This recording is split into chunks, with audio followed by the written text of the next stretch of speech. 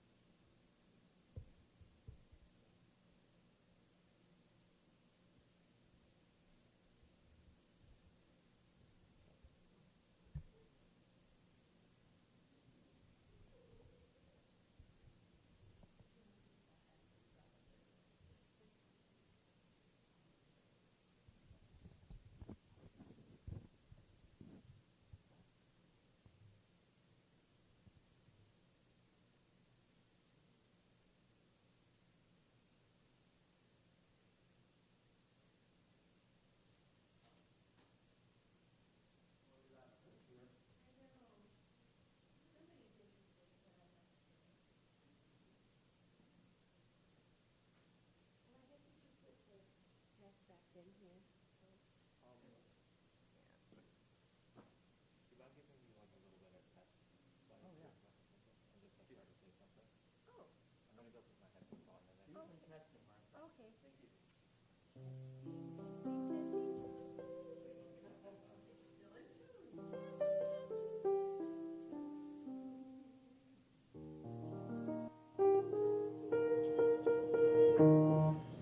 Okay, I'm going to talk about writing for little ones. Is it okay? I just hope that you don't say everything that I'm planning on saying. Well, I'm so glad you let me go first because I am going to say everything you were going to say.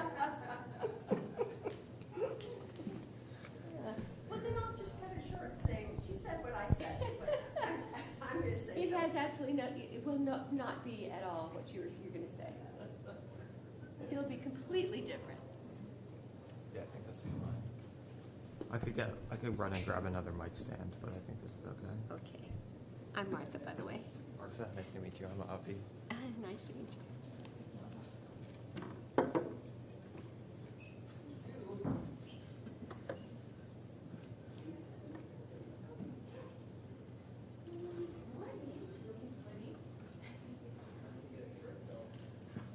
Thank you.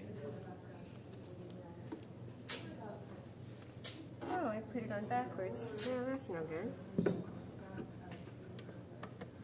Isn't that funny?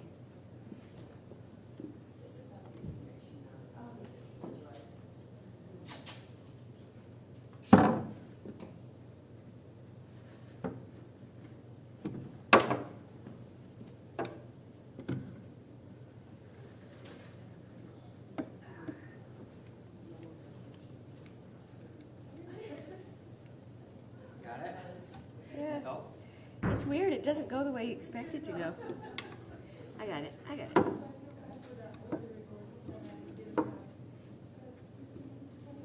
Everyone wanted to put it on back. Yeah, because it doesn't, yeah.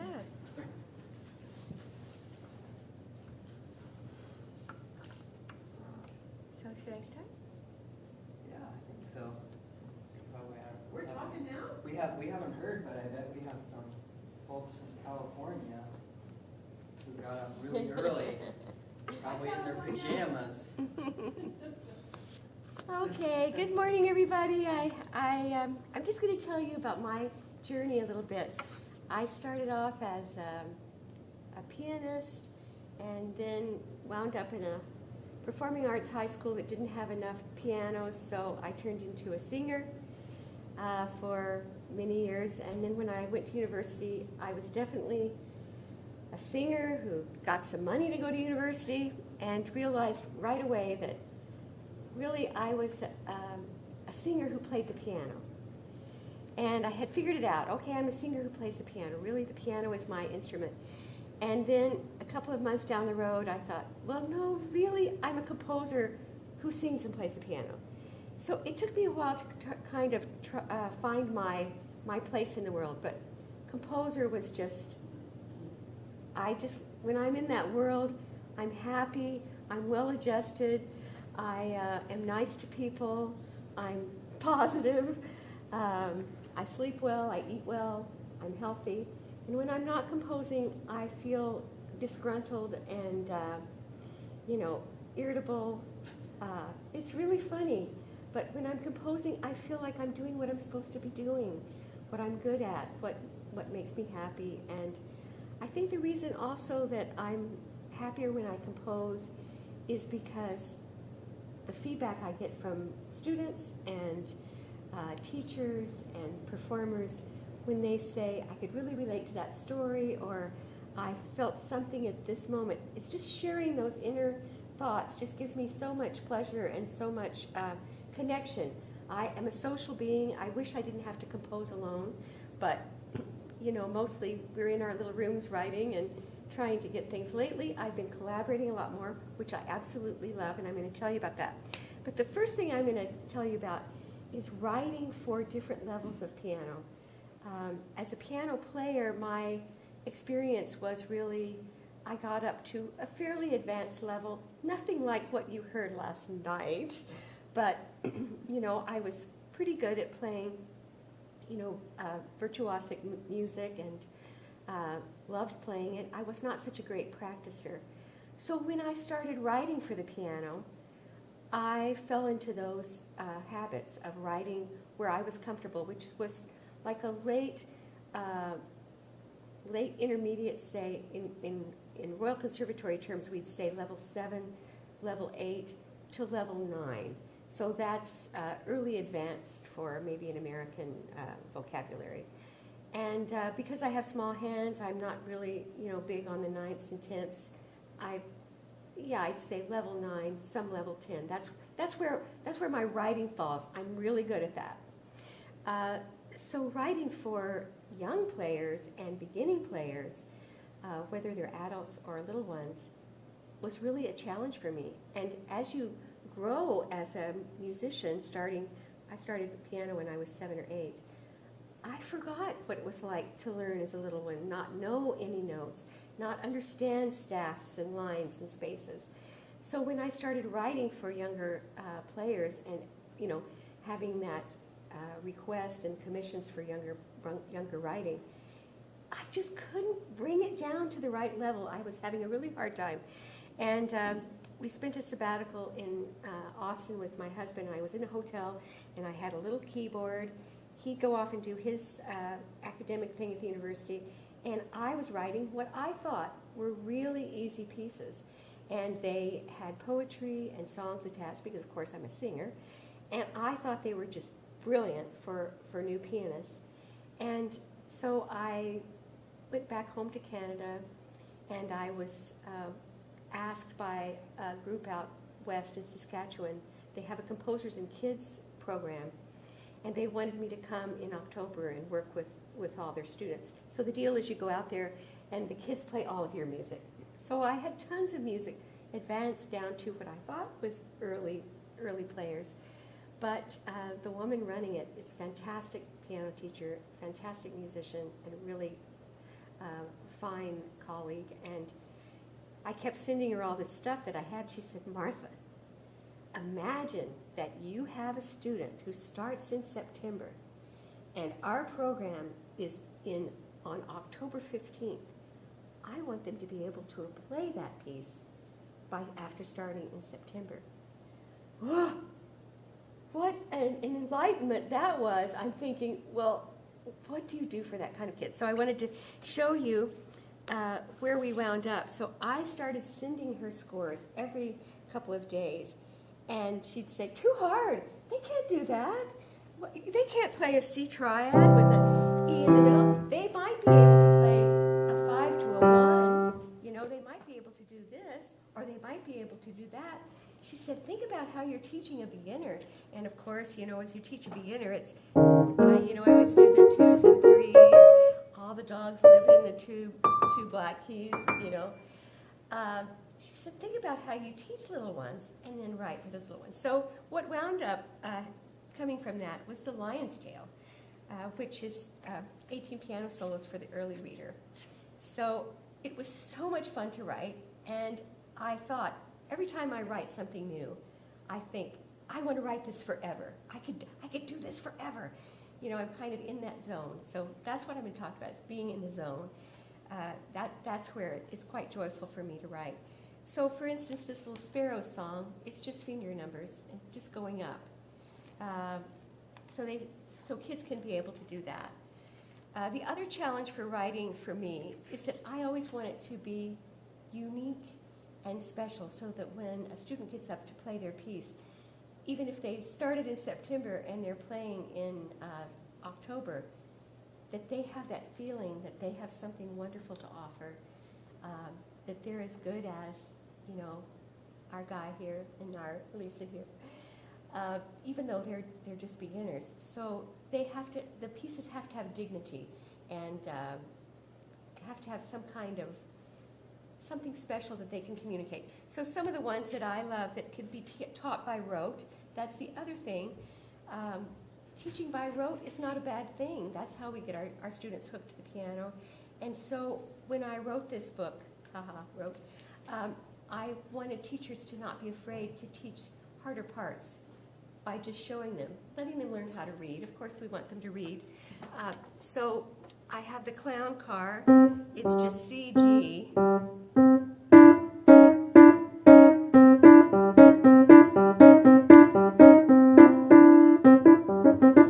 So easy. You show them once, and then they start seeing it on the page. Bonus, they can do it. They feel special. They feel like it's a new sound. It's not just, you know, it's the stuff we always hear the same. So my job is really to find interesting patterns, interesting sounds, so a student is turned on and eager to move on to the next thing, wants to read it.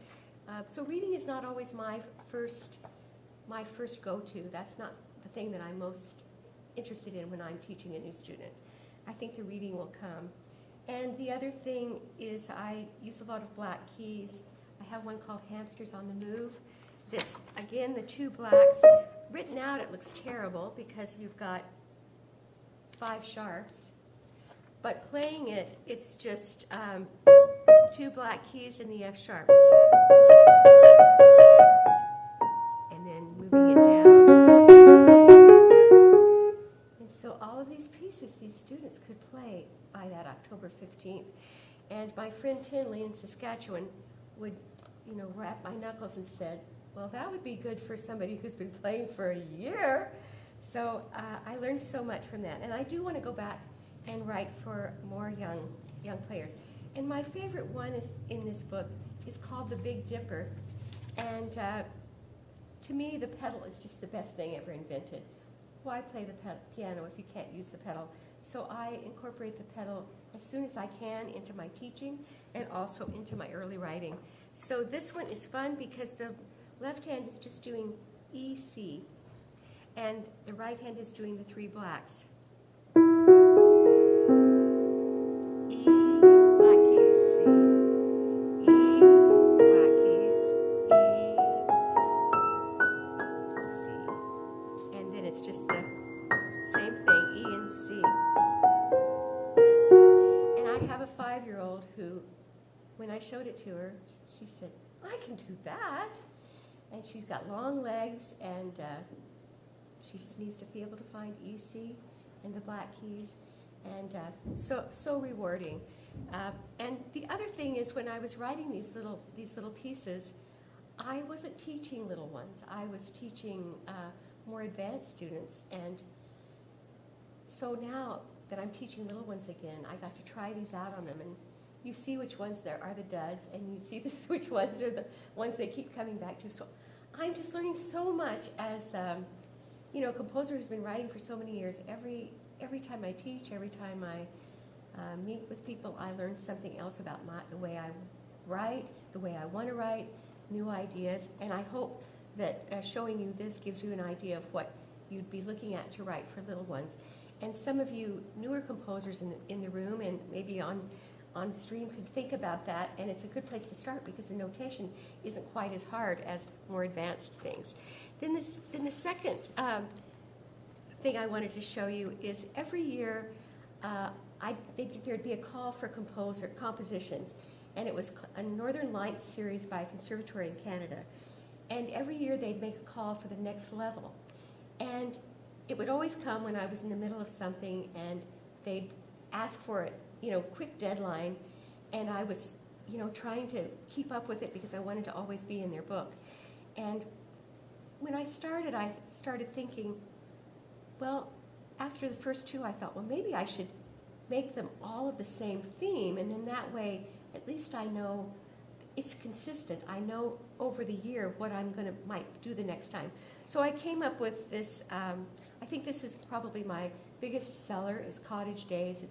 It's a level elementary to mid-intermediate, and again, I want students to feel like they're doing something beautiful at the piano, something special. So it's really a soundscape. Lots of fifths. Some of the writing looks a little bit harder. Some whole tone scales, things that don't feel hard, but they feel like they're playing beautifully. And I think the favorite one out of this is just is Water Lilies, and it's all fifths with a little crossover. I have small hands, so I always write with crossovers so we can show the whole keyboard, even though I have little hands.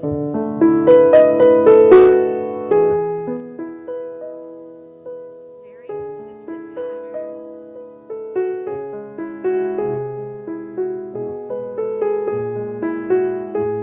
All fifths.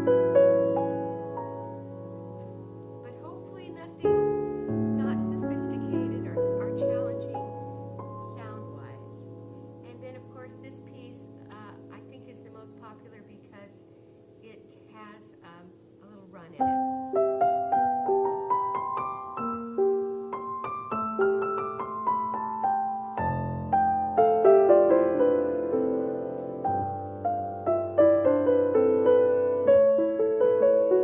Anyway, so lots of fifths and different colors, pedal. I never think in key. I always think in sound. And for this particular Cottage Days, I'm thinking hot summer, heat rising off of kind of tarred asphalt that's melty. When the asphalt gets so hot, and you almost see the air kind of like this. So some of the titles are August Moon, Dragonflies, so that you can really hear and feel the heat of the summer. Cattails, cicadas, rowboat at the dock. So this was one of the first times I felt like I was really in a little world of my own, like the sound was in a little bit of a world of my own.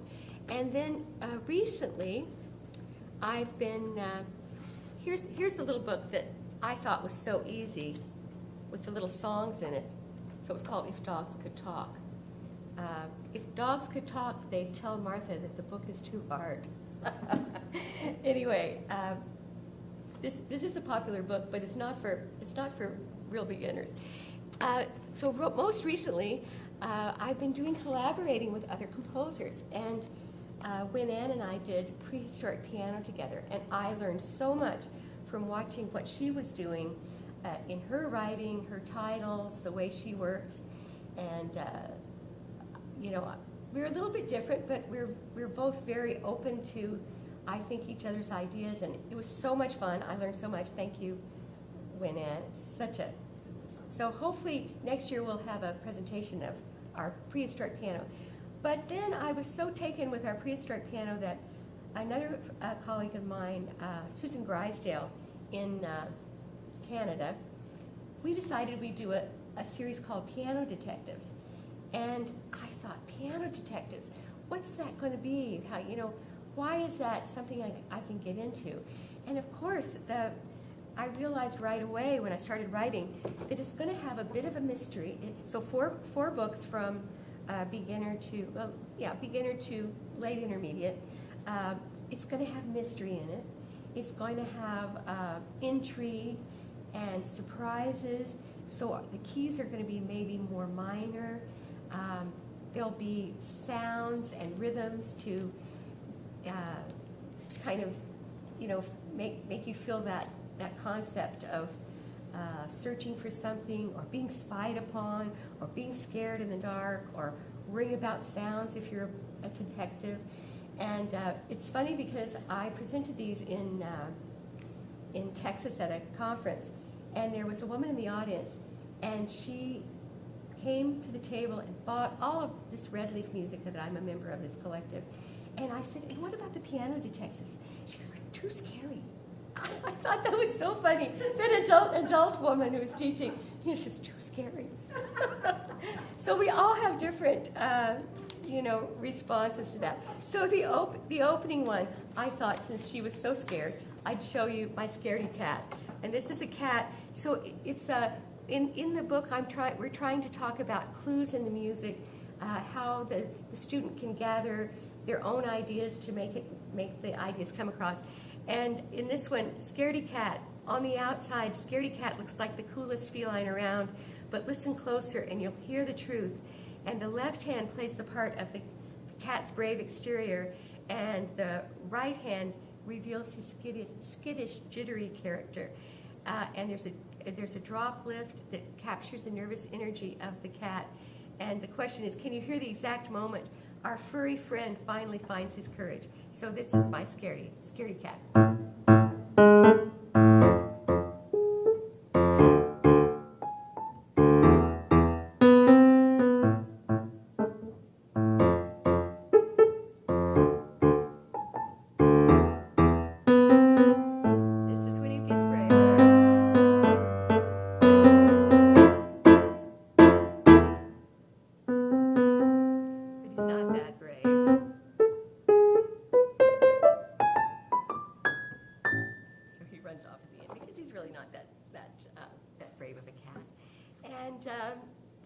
That was terrifying. Yeah, I know. It was terrifying. I know. And so the first one we called Shadows and Secrets, and just the titles. I'm just so motivated by titles.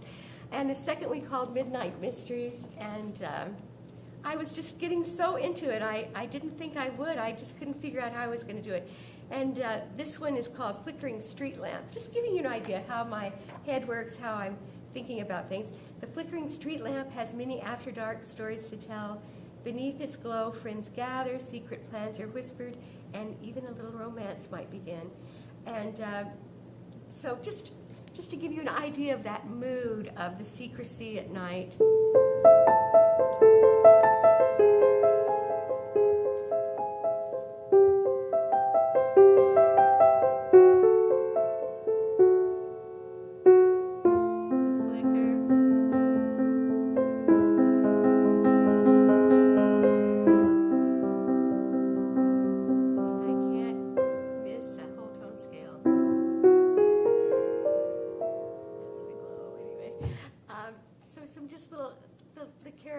And ideas. We just need ideas. And then Moonlit Heist, I love this because I get to knock on the piano, so we can start bringing in some fun. And this is, it's a perfect night for a sneaky heist. Move carefully, stay alert, and don't let anyone catch you.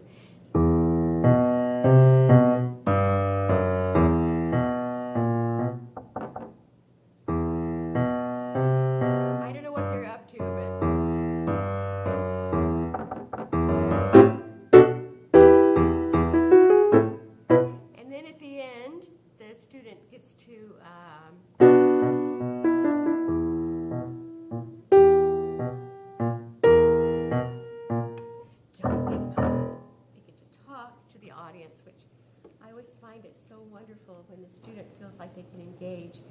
And when they're a different character, they feel more confident, and it's more fun and less stressful. And then I have one in here called Trash Can Blues about a very naughty raccoon. And then the final one I wanted to show you because we had talked about sirens in another group. That's book 4. And after the whole thing, of writing this set, and we're working as fast as we can because we have deadlines, and we're yelling at each other online and in Zoom. Why would you do that? You need to make that into 2 pages. That's not 1 page. It's just so great working with a partner.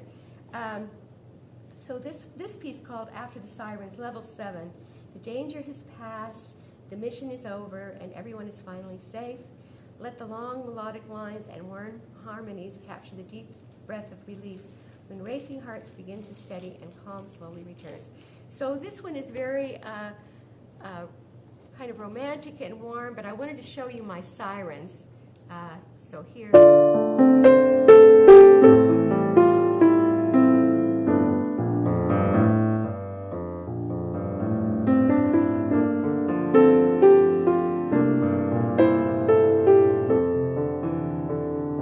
So here are the sirens that you can hear. So that's the memory of the sirens. So I get to bring that back. And when the sirens first appeared, let me see if I've got this right. I have a hard time figuring all this out. I want to show you the sirens. The sirens, I think, appear first in book 3. Oh yes, it's in red alert. Unauthorized access detected. A hacker has broken into the classified computer system. So here's my sirens. Here they come.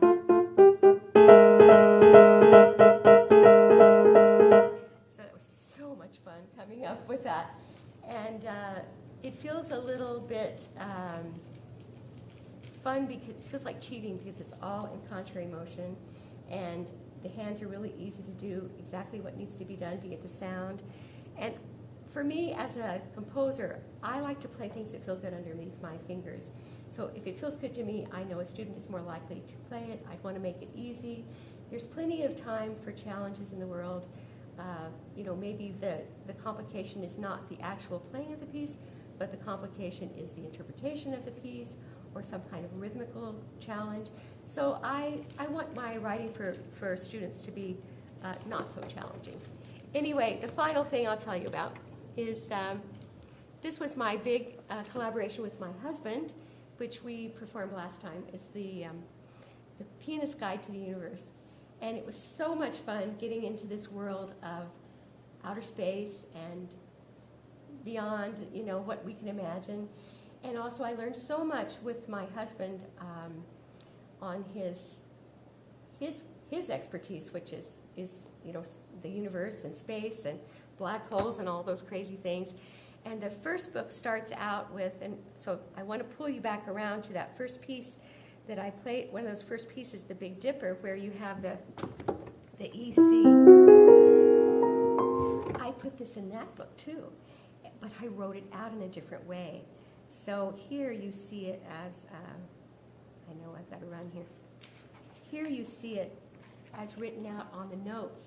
And in the other book, it's just written out in octaves on one staff. So you could have the same piece played by an absolute beginner, my 5-year-old with long legs, or you could have this played by, level 3, 4. So cool to think that any of those students could play that. And in the final ones, they get more complicated, the pieces, but they were all made from pieces that I had been working on over a lifetime that somehow got caught up in a closet, forgotten about, started, the commission fell through, something like that. So the last book is kind of like my collection of all the stuff I needed to take care of in my musical life is sitting in the last volume. I think it's kind of great that I got to resurrect that and use it with our collaboration from COVID. Anyway, I hope you got something out of this. Yes? I have a question. Well, first of all, Hamsters on the Move, best title. I'm just going to tell you, I just say, give me a title. I say to Martin, give me a title. And Hamsters on the Move. Hamsters on the Move. Okay, and then I'm off and running, Awesome. just like those hamsters. Off and Yeah. running. Yeah. I'm curious, in especially like your earlier level writing, do you ever collaborate like directly with students to like create a piece together with a student? I have had students write lists of titles for me and say, this is what I need. This is what I want from you. But no, I haven't actually sat down with, oh, that's not true. I have written for students. I had a really, really adventurous boy who I worked with from the time he was little. And the faster, the louder, the harder, the better. And I asked him, I said, look, you've got something coming up. Would you like me to write something especially? He loved playing my music. And he said, yes, please, I really, really like that. And I said, well, I've been working on this one. And it was called at City Park, at City Hall skating rink. And I showed him a start of it. And I said, this is where the couples meet and they're skating together. And I said that this is where the hockey players kind of take over the rink and start shoving people around. And he says, more of that. And so it's very boisterous. And so, yes, I've directly written for him. You know, it starts off nice and gentle, but ends with those boys getting really naughty on the public skating rink. Anyway. Any questions from you?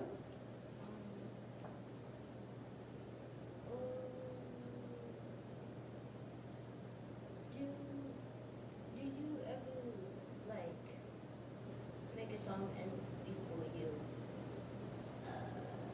get a name for it? That's an interesting thing. I think I used to. I used to like to sit down at my piano with the lights off at night and just improvise. I used to do a lot of improvising.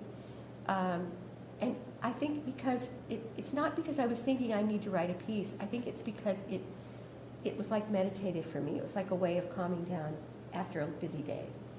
And what I would have liked is to have had a recording going, because sometimes some of the best ideas you get just from play, right? Just from mindless exploration, and but they're gone forever. They've gone with the wisps of time. But yeah, I like to get right into it right away for some reason. It works much better for me. I get a little bit it's too much freedom. I need to be put into a box really quickly. Yeah. Does this make you want to write? I don't know. Yeah. What about you, Lisa? I don't know, but no question. Yeah. But does it make you want to write? Yeah. Yeah? And anybody can do it. If I can do it, anyone can do it. Thanks, guys. Can I take a look at the books? Yes.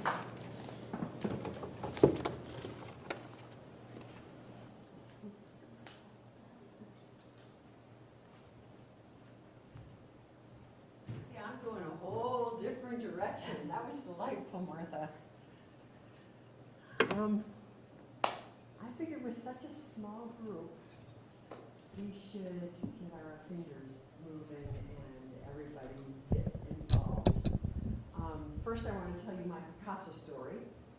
I went to a museum in Paris, the Picasso Museum, and there was this wonderful exhibit of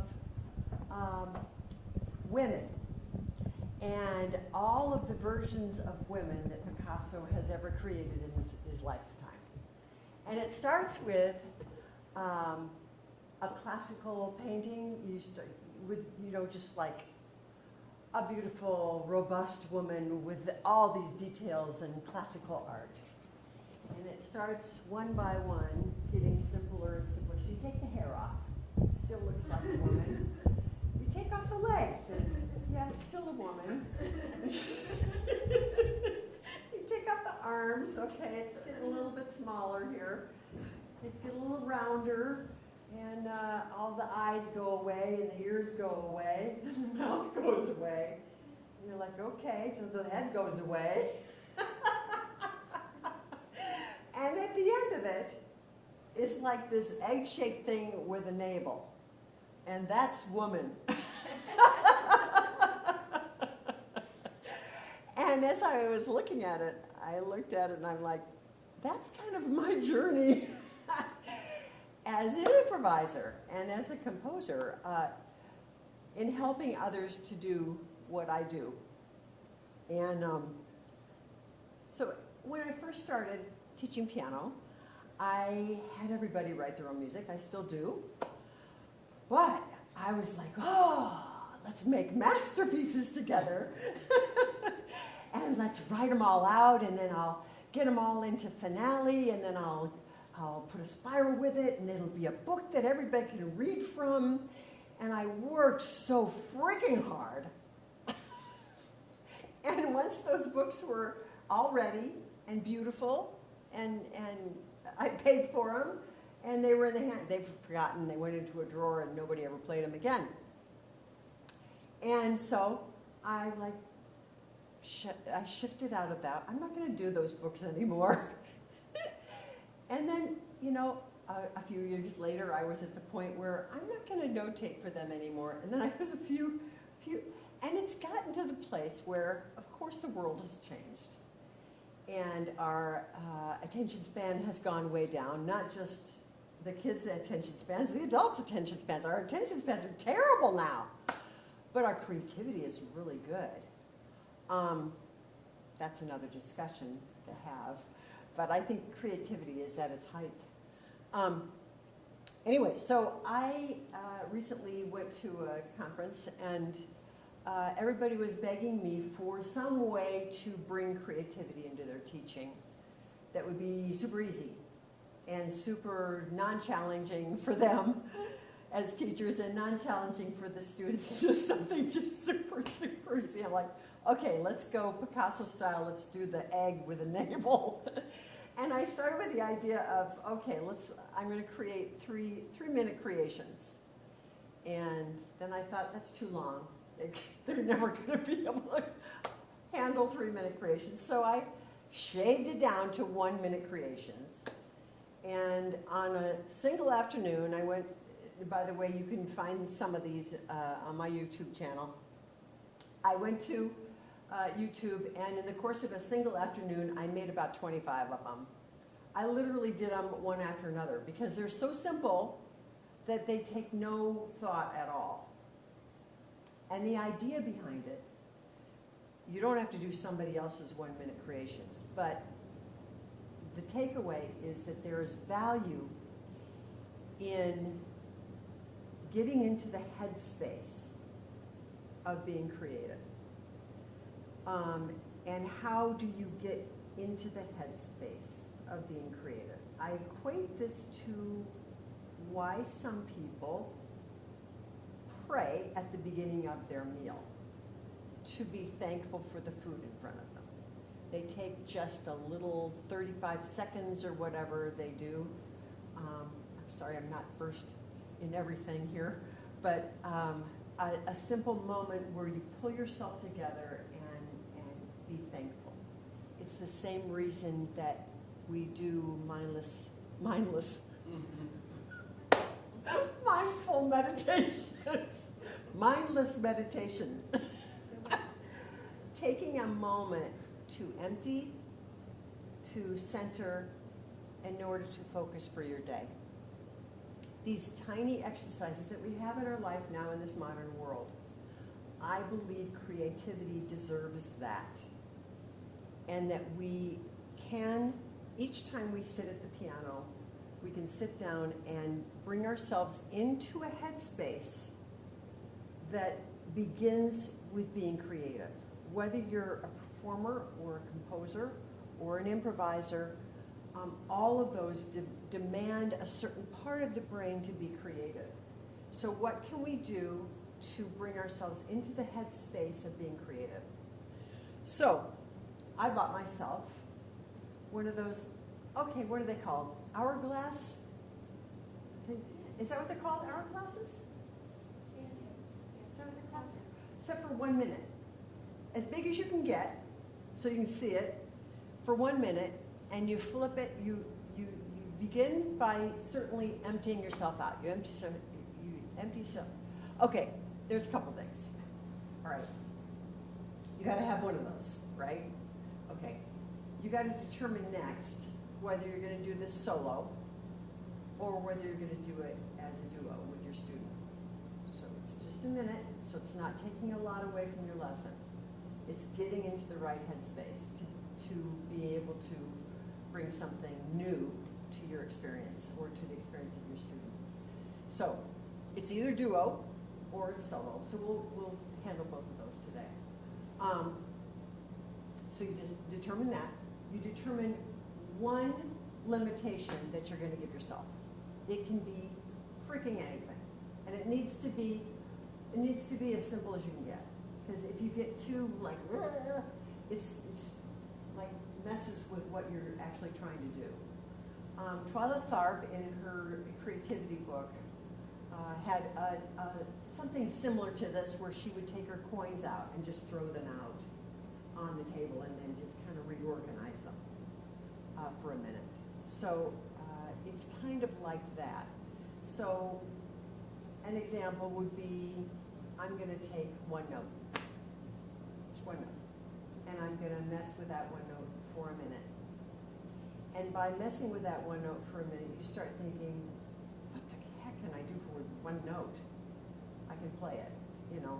But then you're like, oh, I can add a rhythm to it. Maybe I can cheat and take it to another octave. I mean, all of a sudden you're getting yourself in that headspace to think about things a little bit differently. Do you see the value of this? Okay, so that's very important, because if you don't see the value of it, you're not going to do it. So, so I think today I might just like do that with us and just get you comfortable with this, because if I have a goal from this little 20-minute session, it's for you. It's for you to embrace your own ability to be creative and allow those juices to flow maybe more differently into whatever you're doing. So yeah, let's just do a little bit of this. I'll start with solo. I'll show you first so that you feel safe. And then, but honestly, the most fun to do this, if you are a teacher, or if you're a student and you can make your teacher do it, it's really fun to do together, because you can get more sound out of it, and then you get the bouncing of each other's ideas. And if you're stuck, the other person will loosen it up. And you'd be surprised at how long a minute is. A minute is like eternity when you're being creative. And you're like, is it over yet? Is it done? Your little thing, it's like, is it over yet? It's a very long time to be creative. It's weird. Anyway, so if I'm looking at one note, or one chord, or one rhythm, you start with anything to get this going. Should we time? Sure. And maybe I'll let you guys, yeah, let's have you, yeah. I'm gonna, I'll do the timer on my thing. Must be an hourglass app. Yes, there must be. Do you think? Maybe? Of course. I just thought of it, so somebody else has certainly. Oh, you could be rich. You're the first one to think of it, ever. Really good. Okay, so I'm going to start it, and I'm just going to choose the most boring note I can, which is middle C, and I'll just say out loud what I'm going to think, and then I'm going to have you, maybe we'll do a second minute, and I'll have you yell out things, okay? So, okay, my minute has begun. I gotta play it. Obviously, I already put my pedal down. I'm gonna do 1, 1, 2, 1, 2, 3. I'm gonna do that. And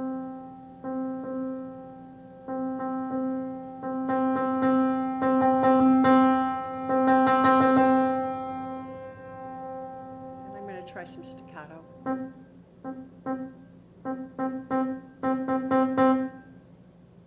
gonna play with a little rhythm.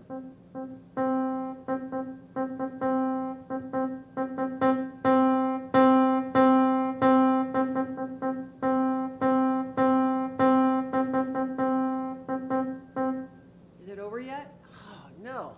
I can do dynamics, softest I can.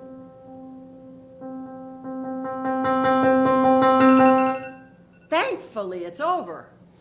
Okay, just kidding. That was fun, actually. So one note is a really easy way to start.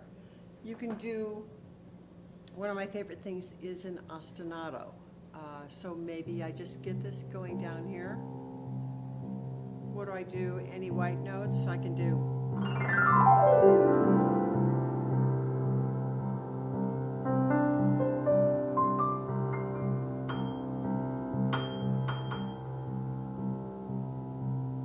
To keep my left hand, I didn't start it. But would somebody like to come up here and try a 1 minute thing? Come on up. Let's do the let's do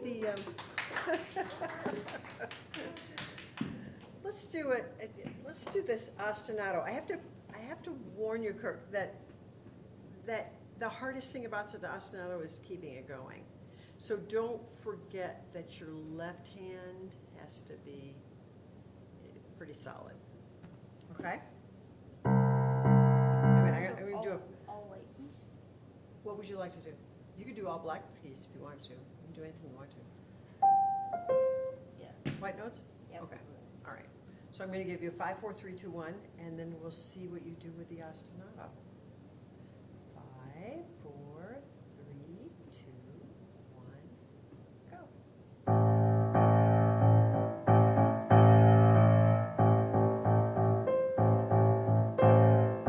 Wait, does it have to be the same? Just keep going. Keep going. It doesn't have to be.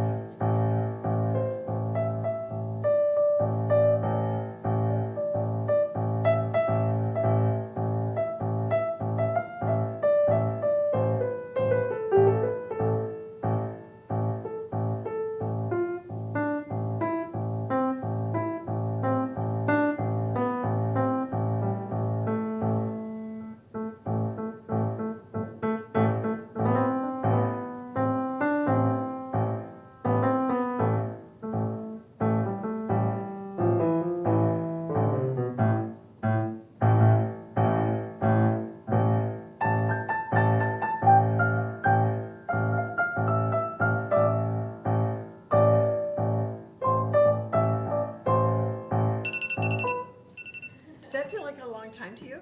Kind of. Yeah. It's a long time. That was really good, wasn't it? Yeah, you need another 3 minutes of that, because that was, I won't make you do that. It's all right, it's all right, it's all right. Let's do another ostinato. Let one of you do another ostinato. Anybody? I'll volunteer. Alexa, get up here. So we'll have both ends of the spectrum. I don't just know. to see. I'm not very. No. This is. You get to choose anything on the bottom. You get to choose anything on the top. Cool. And it's just getting in the right headspace. Mm-hmm. So really important to kind of empty out and have no expectations on yourself. Yes. So Very- what are my parameters? I just pick one note at the bottom. Yeah. And keep a steady beat if you want to. Got it. Okay, I'm gonna give you 5, 4, 3, 2, 1 just to get your anticipation up. Do I have access to the pedal or? You do. Okay. You do. It's like crazy. 5, 4, 3, 2, 1.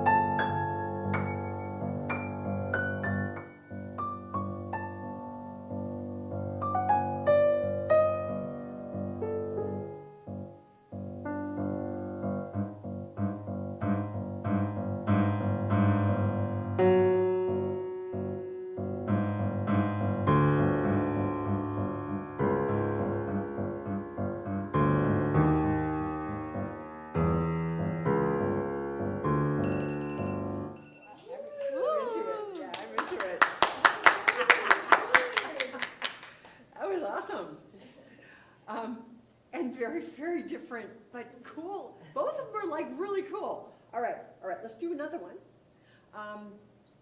And remember, these are like endless possibilities. If you can't come up with an idea to start with, you can certainly check online.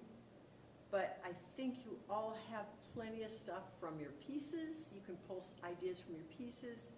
You can pull things from theory, which would be if you're working on like augmented chords, maybe you choose one augmented chord to see what you can do with it. If you're working on a whole tone scale, that's a great one. You can make ghosts.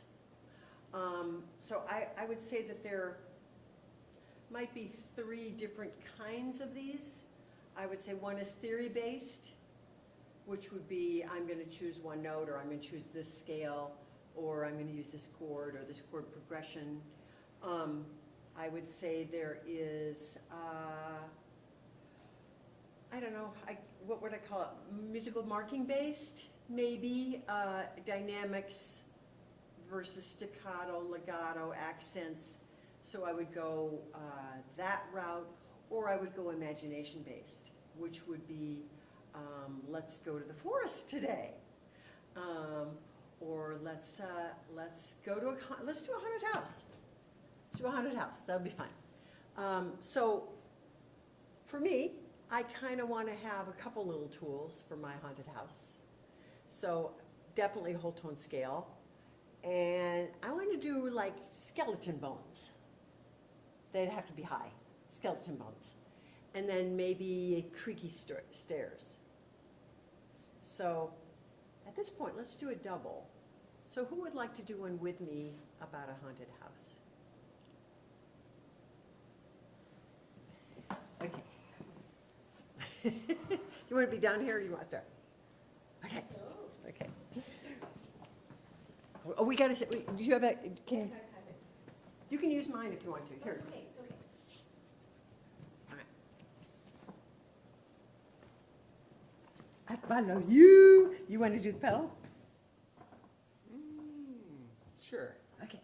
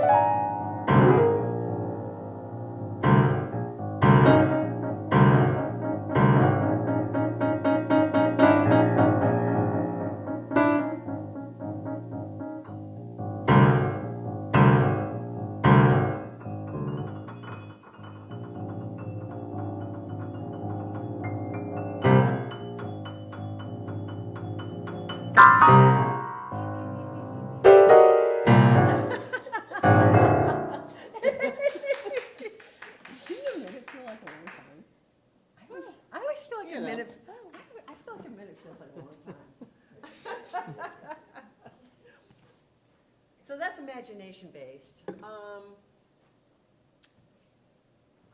Let's get you up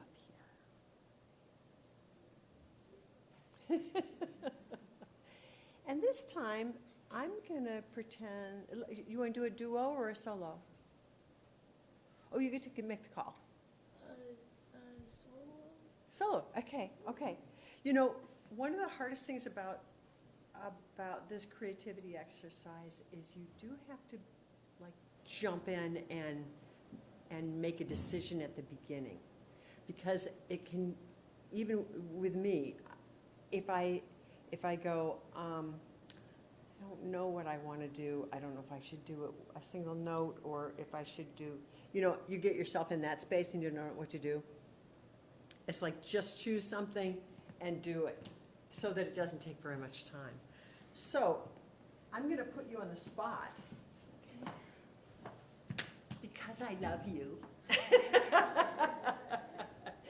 And I'm going to let you give yourself an assignment for a minute.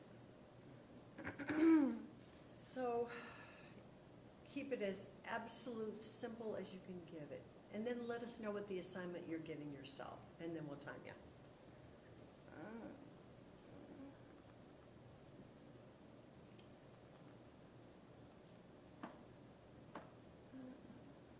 So think about what is there in music? There's dynamics, there's articulations, there's staccato and legato, there's major scale, minor scale, there's all kinds of things to draw from, and all you have to do is choose one and then do it. Quarter notes.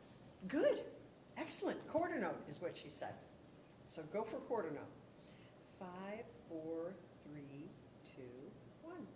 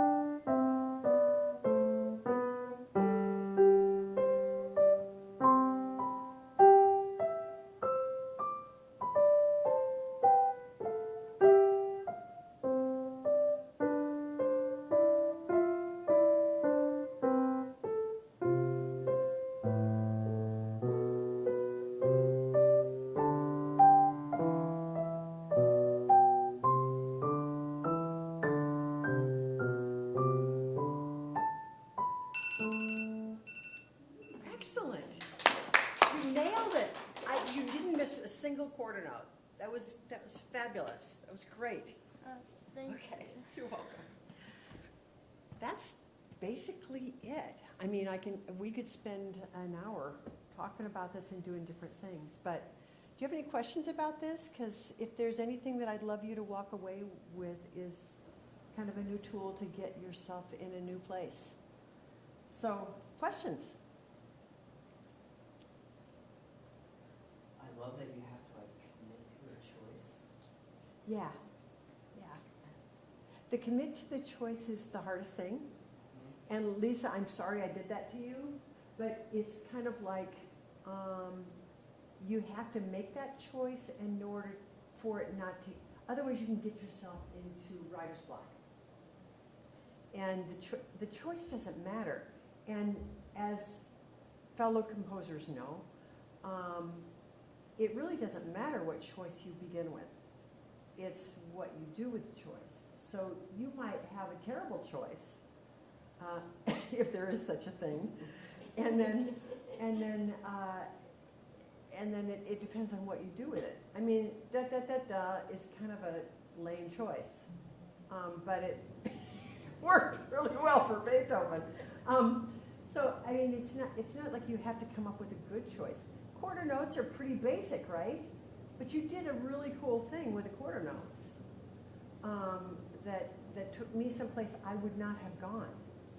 So, and that's the power of the exercise, is if you're in that creative headspace, you're going to approach your practicing a little differently. You're certainly going to kind of unloose things if you're about to compose. And it's a great way to start a piano lesson because it's fun. And piano lessons aren't always fun. They're, hold your hand this way and do it this way and play it this fast, and there's a lot of rules. And if you get yourself in the creative headspace, as a teacher, if you get yourself there, and your student can go there as well, you're going to approach your pieces a little bit differently than if you just had this set piece that you were working out. So mess with this and see if it kind of changes the way you approach your musical life. And that's it. Yep. So I think we can take a couple minutes just to stand up and let the brain kind of ooze the cobwebs out via our body And for our California folks, I'm going to email you something for Alexa's workshop coming up in just a minute. So, yeah, we'll just come back here in a minute or two with Alexa. And it's in my email, right, Alexa? Yeah, send it to everybody because my little presentation is very much for kids to look at it. And there's no projector involved, so if you just want to have your phone out, I'm also going to have it on my iPad. Just some illustrations stuff. And you two have your board copies, right? Awesome. Let's see what this is. Doesn't matter, I just want to get it. So that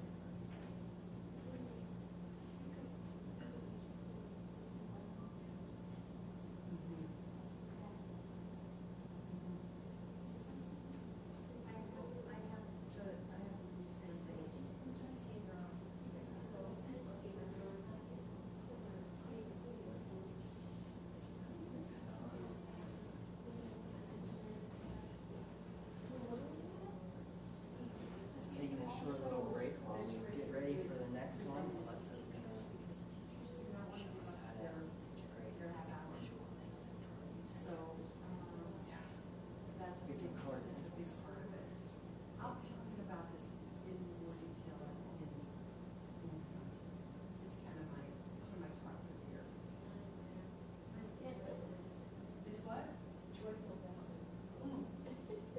Oh, very nice. We don't like a joyful lesson.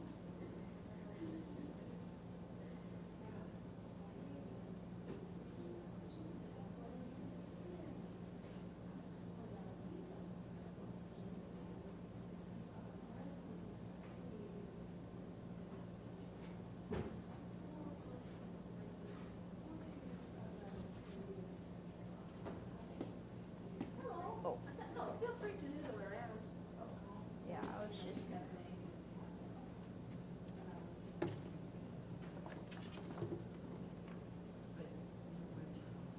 It's not about you, it's not about getting better.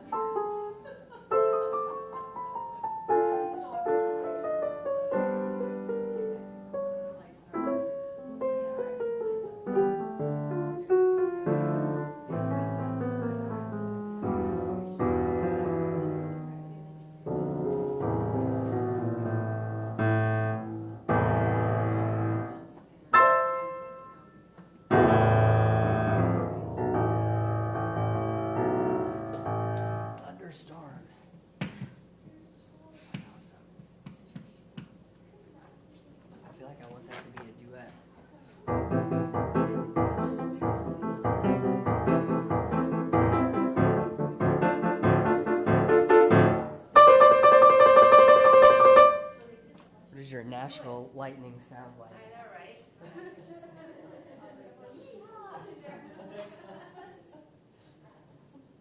Country thunderstorm. See, there's a piece right there. Country thunderstorm. That will really put the gas on the brakes. Oh my gosh.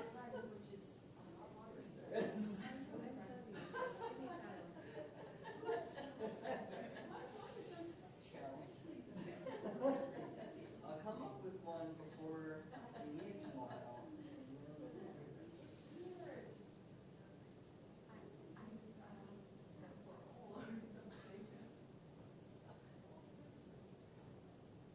Okay.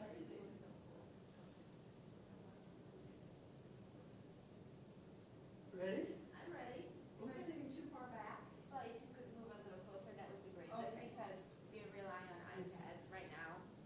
But you're gonna have to get up anyway. Is the mic okay, like wherever? Yeah, okay, cool. Cool. Oh, no worries. All right. So, this is going to be aimed at you two quite a bit. I hope you're ready. I'm going to start with a question. Oh, you look so sad. No, no. Okay. So, when you get a fresh new piece of music and you open it up and you haven't heard the music before, how do we know what a piece of music will sound like just by looking at the page? What do we notice first? Just shout out some things. The key signature. What else? What time signature? Time signature. What else? You don't know? Speed. Exactly. Tempo.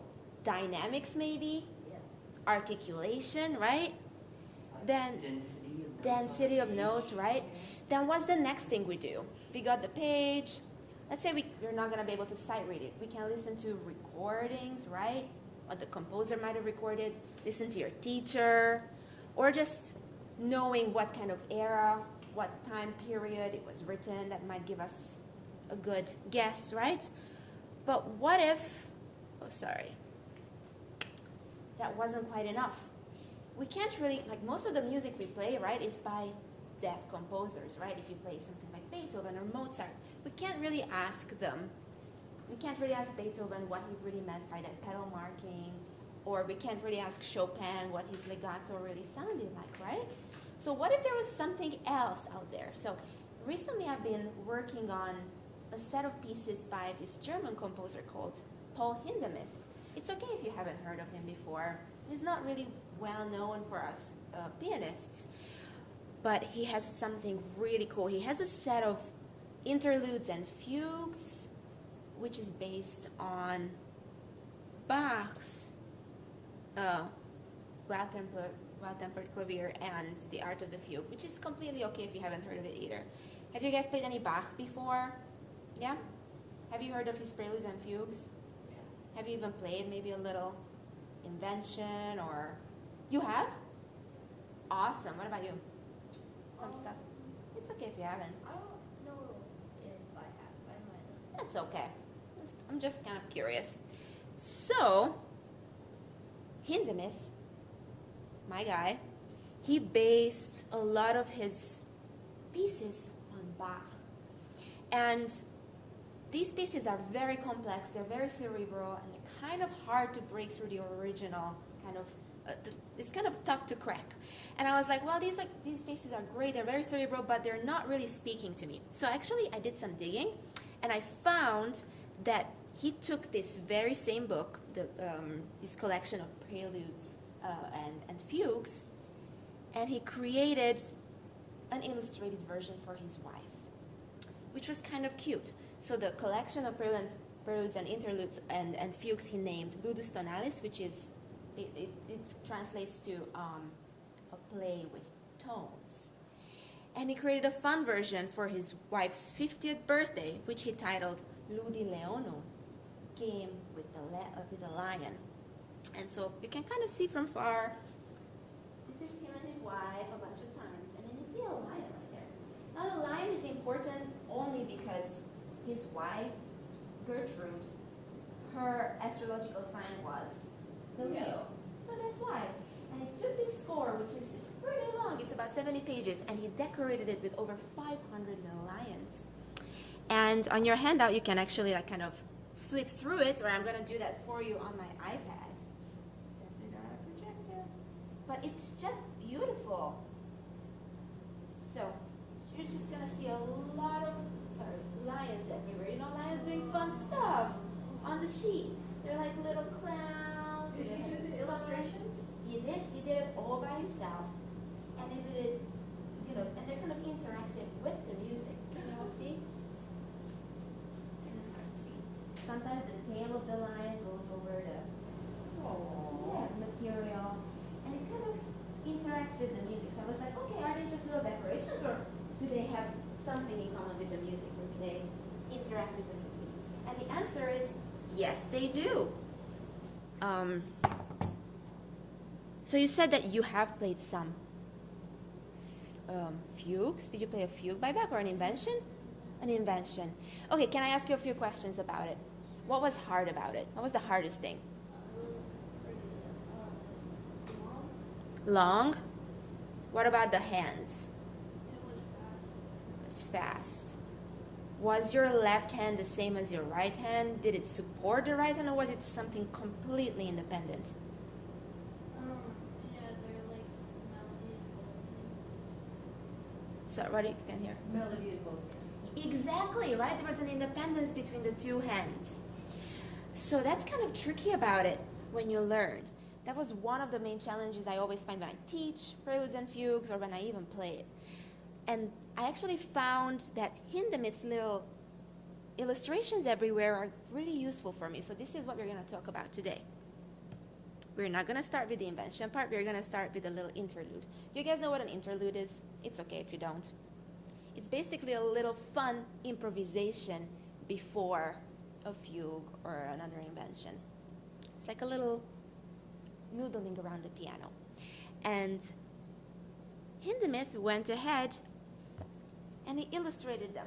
The one I chose for today shows a lion, which you can also find in your handouts, laying on its back, smoking a cigar. For our California students, you can just flip through in the little handout and then zoom in on it. See? It's got a little lion smoking. So before I play to you, what kind of music do you think you're going to hear? What's the music going to be like? Just throw out a couple of adjectives. What do you think it might sound like? Relaxing and slow? Fair enough. That's a pretty good start. So can I just play? Smoky, exactly. Okay. This is what it sounds like.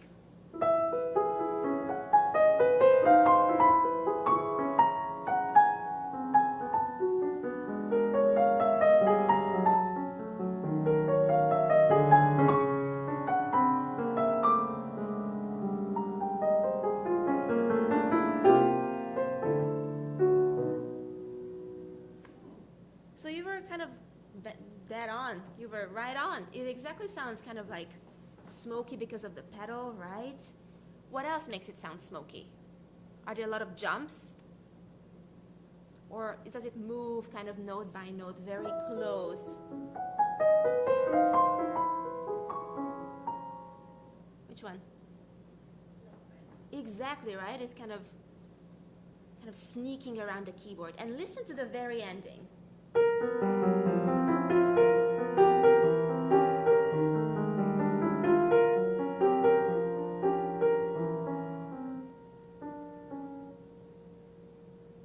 What a weird ending. Did it sound like, oh, this is the big ending? Or did it kind of just disappear? And what does smoke do? Kind of disappears as well, right? So how does smoke move around the room when you enter in like a smoke? I don't know, I don't really go around smoky rooms, but you can imagine, you can put yourself in that mindset. That you enter into a room where a lion is kind of smoking on its back. So the smoke kind of moves around, right? Yeah. So that's kind of useful, don't you think? That you know what to bring out from the music. And Hindemith himself, he even draws in the little smoke clouds. And then he circles certain things in the music. He circles the crescendo. He circles, you can always tell that he circles legato line or a particular passage he wants you to bring out. So I think that's very useful for us. You know, we don't have Hindemith to guide us through a little master class. So I'm just gonna take his little illustrations as like guidance on what to bring out from the music. Okay. Now we're gonna do something even cooler. Can you sit like closer to each other? I think that might be a little easier. Maybe you can move over here or something. But this next piece, which is also in your handouts, I'm just gonna show it to you. Just spend a second looking at it. What do you see? Yeah, there's a lion with a little cub, right? Yeah. How many times do you see it? Once, twice, 3, 4, 5 on this page, 6, 7 on that page, right? Okay, oh my gosh, no, go back. Okay, what other items do you see which is not the lion? Milk, right? It's tiny. What else? What is this? Sausages. And what is that? Apple, exactly. So where do you find milk, sausage, and apples? Breakfast, like a pantry or something, right? So if you were to make up a storyline, we have a lion and a cub running around, and there are sausages flying, there are apples flying, and there is milk. If you were to craft a real quick story, what would be it? At the store.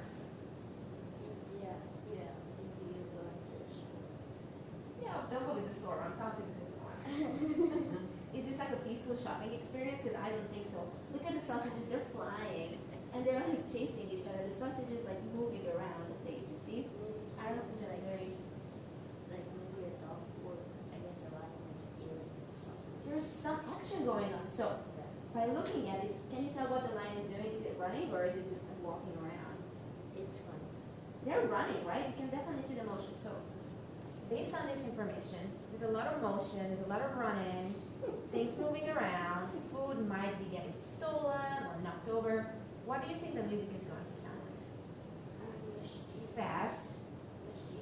Mischievous. Very good. Okay. So I'm going to play the beginning for you and then I have another question. Feel free to stand by, like behind me if you want to follow along the score. That might be helpful. I don't know. Hey, come on up.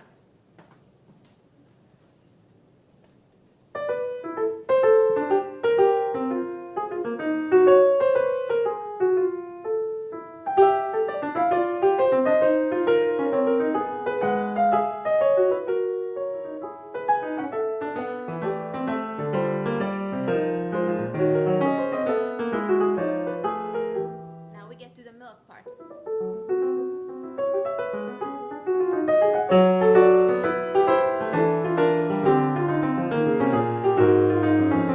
Sausages.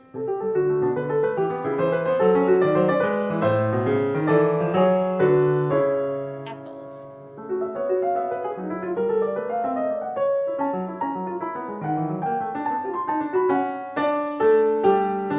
What do they do here? They're climbing up upside down, right?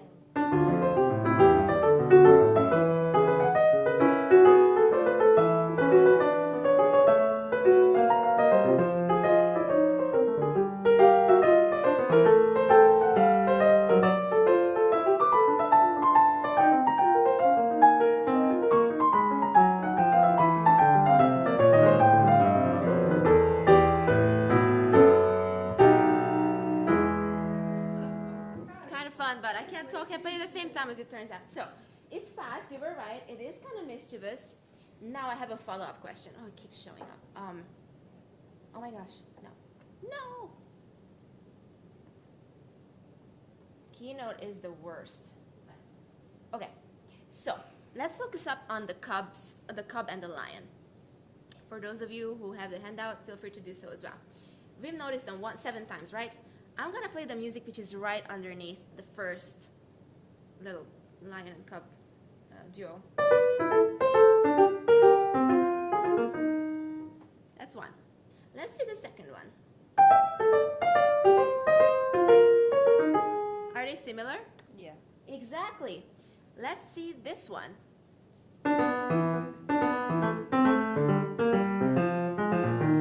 Similar? It's exactly the same as the first one, right? Cool. Let's find this one.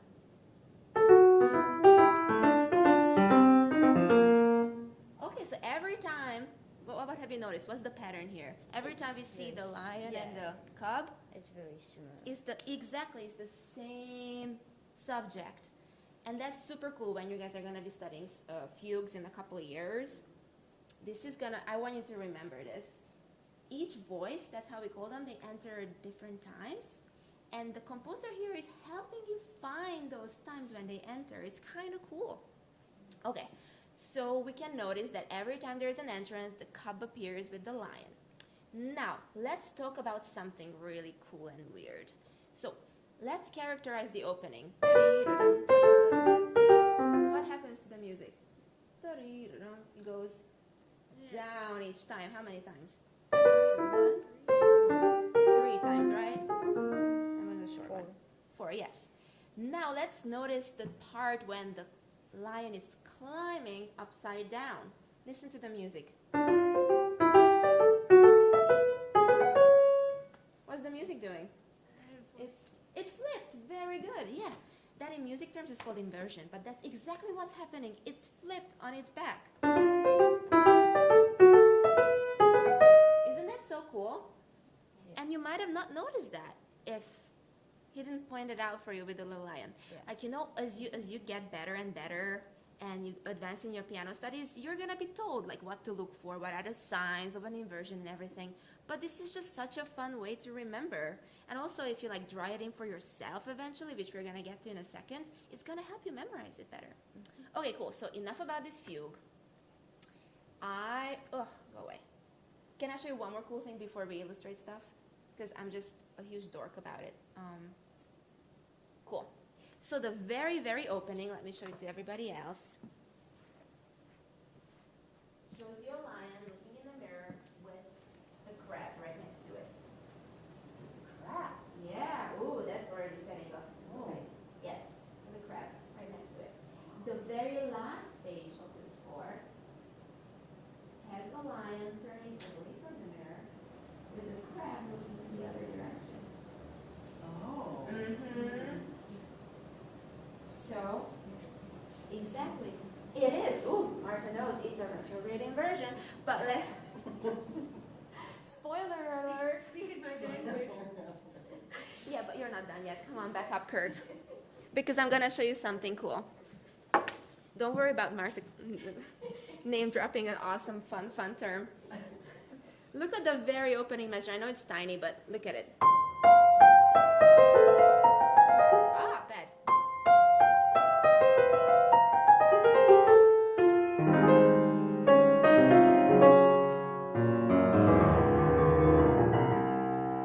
So, that was the opening.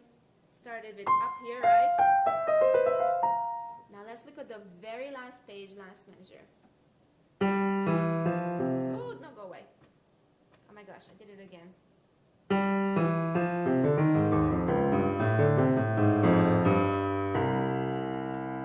You can kind of hear the similarities in rhythm, but not in pitch so much, right? Yeah. Now, what happens if we turn this page upside down? Woo! Go away. It's flipped. You turn it upside down. Guess what? Look at the music. It's the same, right? C, F, G. Can you say that louder? I said that's really cool. It's really cool. That's right. It is really cool.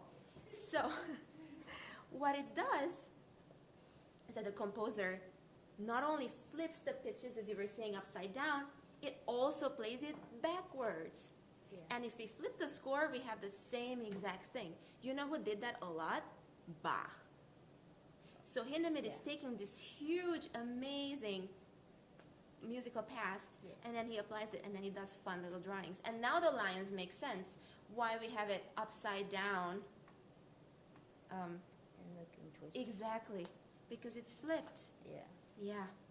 Okay, cool. So now you kind of get the gist. Awesome. Now I'm gonna test your musical imagination. I'm gonna play a little excerpt, and don't look, this time you don't have to look. And I want you to imagine how you would illustrate it, okay, what the lion would be doing. And if you wanna get ahead and scribble something on the back of your music, feel free to do so. I have some colored pencils out there. But we're gonna be doing proper drawing in a second. Cool. All right, if anybody else would like to join, you guys have some paper you can give out right on the back of your shoes. Yeah, up to you. Yay! Okay, cool. It's very short, so here we go.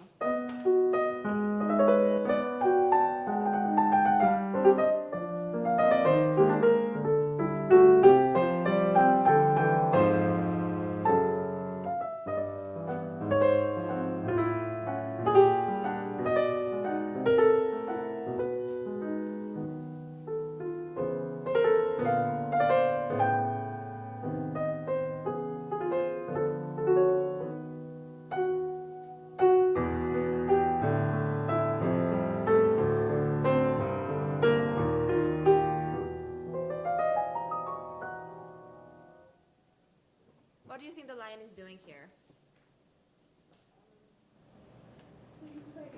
Yes. There we go.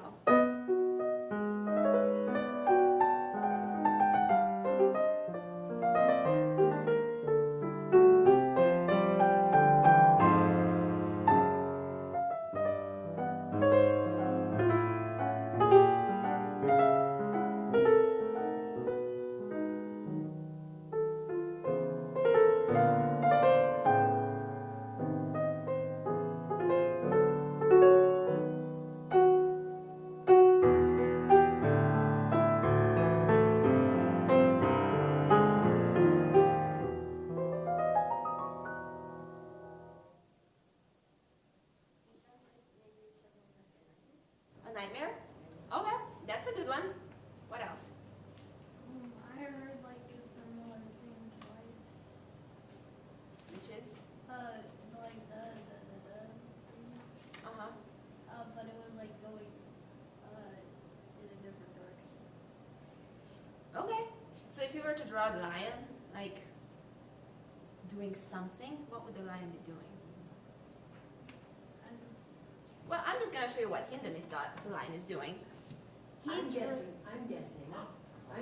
he's hunting. And and I didn't do it, like, I was wandering around hunting for the prey, Uh-huh. and then he saw it, and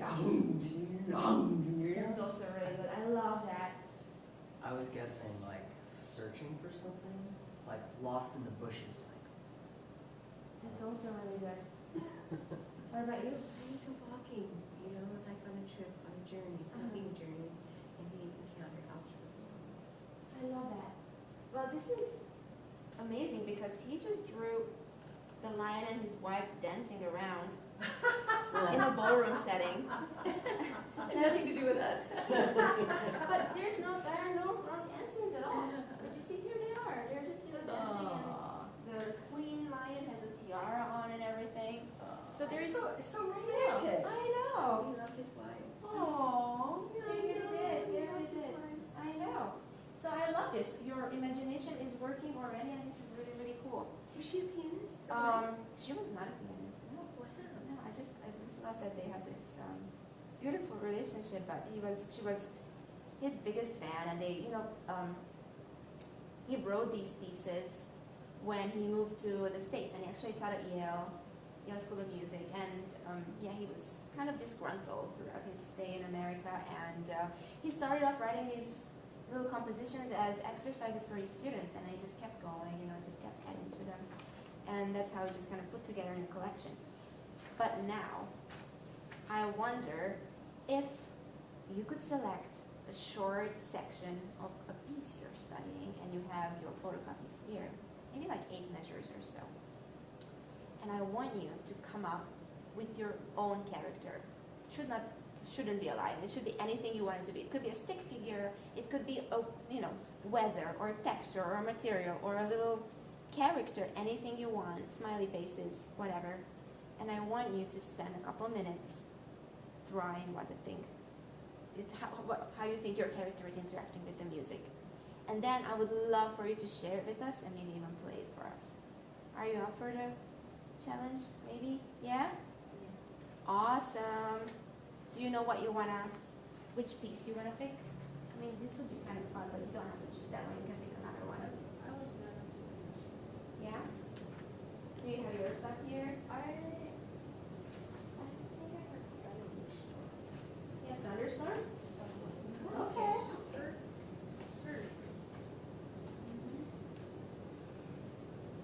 I don't know about those are in your fancy music.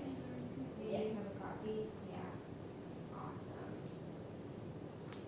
Luke, what do you think for the grown-ups here? I didn't bring other music. You think it's okay to just go ahead for now? I think so. Yeah.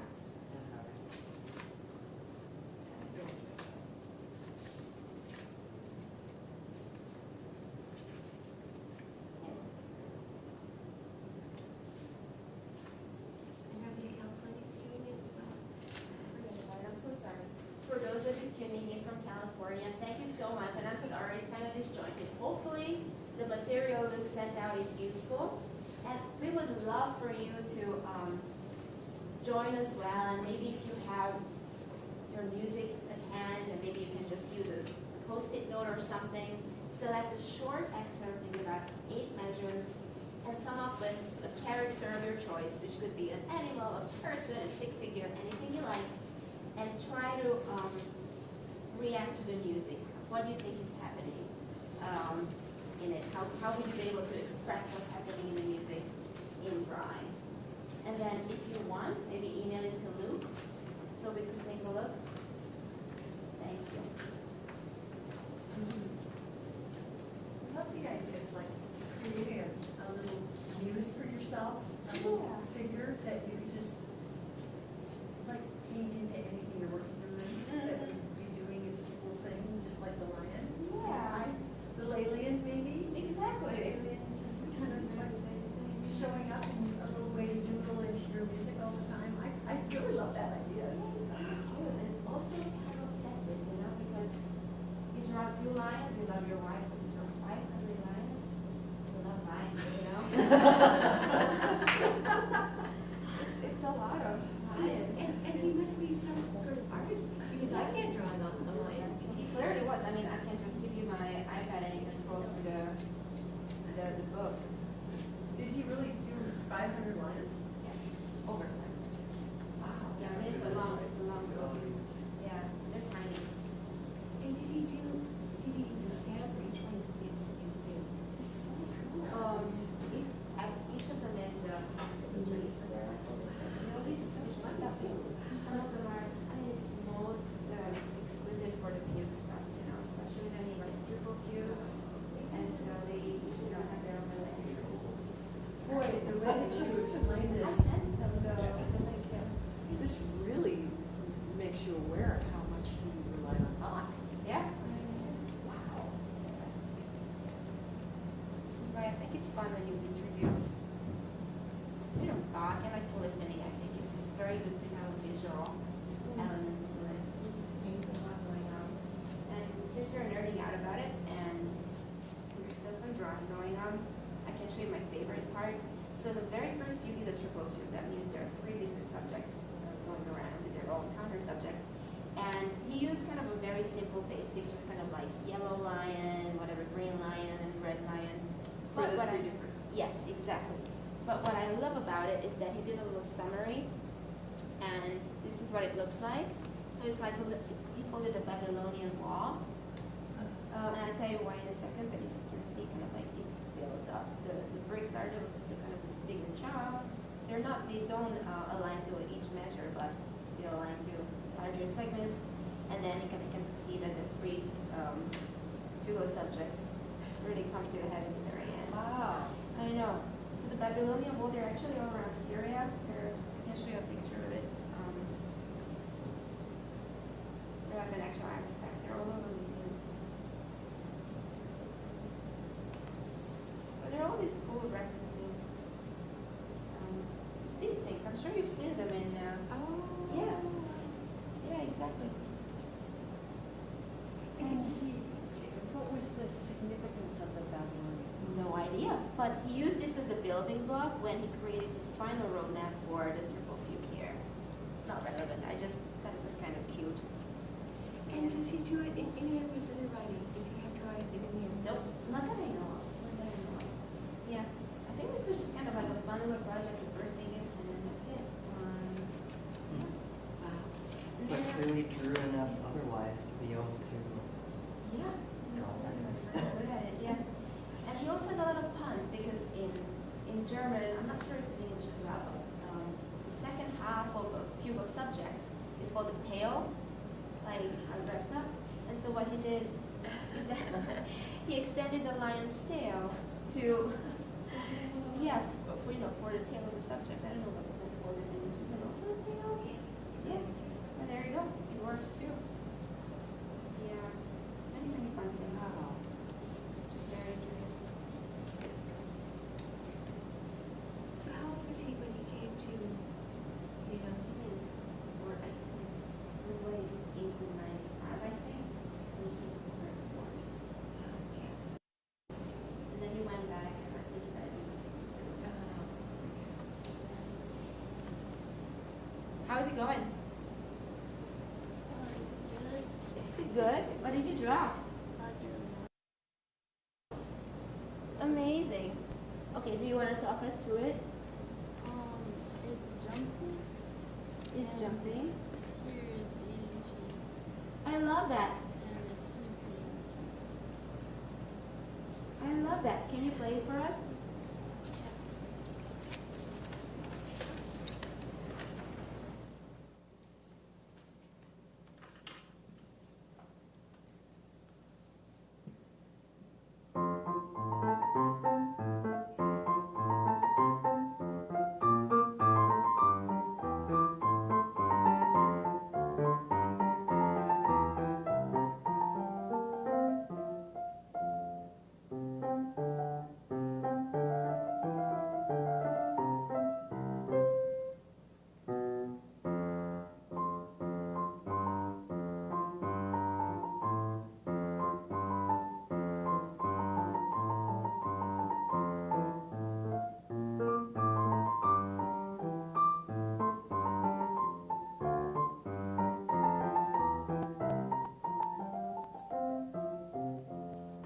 Ooh, thank you so much.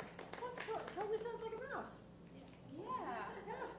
Awesome. Do you have a drawing of this? Drawing this? Can you show everyone? Yeah. So cute. Yeah. All right. And Kirk? I'm not very good at drawing. So. Oh, that's not the point of this exercise. Wait, that looks so awesome. Do you want to show everyone what you drew? So it's like kind of starting to be Mhm. cloud. Cloud. Ooh, it's forming. Yeah, I love and then that. It's getting a little bit bigger, and Uh-huh. like this is the climax. I love that. There's the climax. And then what And happened? then Yeah. Where he was like kind of floating, trying to Mhm. get into the woods, Mhm. and then like it's really climaxing more. And I like that you used yellow for the lightning as well. That's really cool. Okay, can you show it to everyone and then play it for us? Yeah. Oh yeah, I feel like there's a tornado in the area. Yeah. Some rain coming down. Yeah.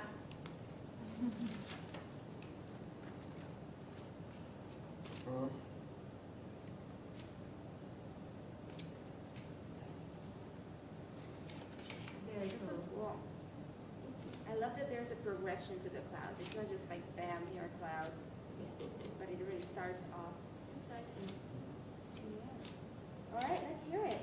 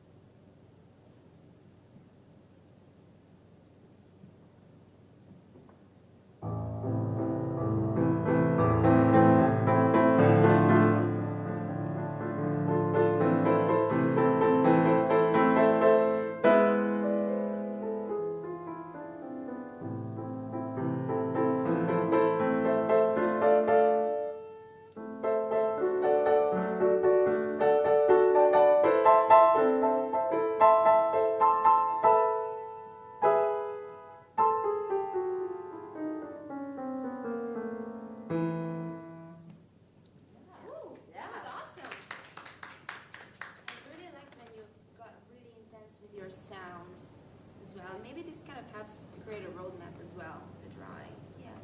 Well, thank you so much for going along with this cookie idea this morning.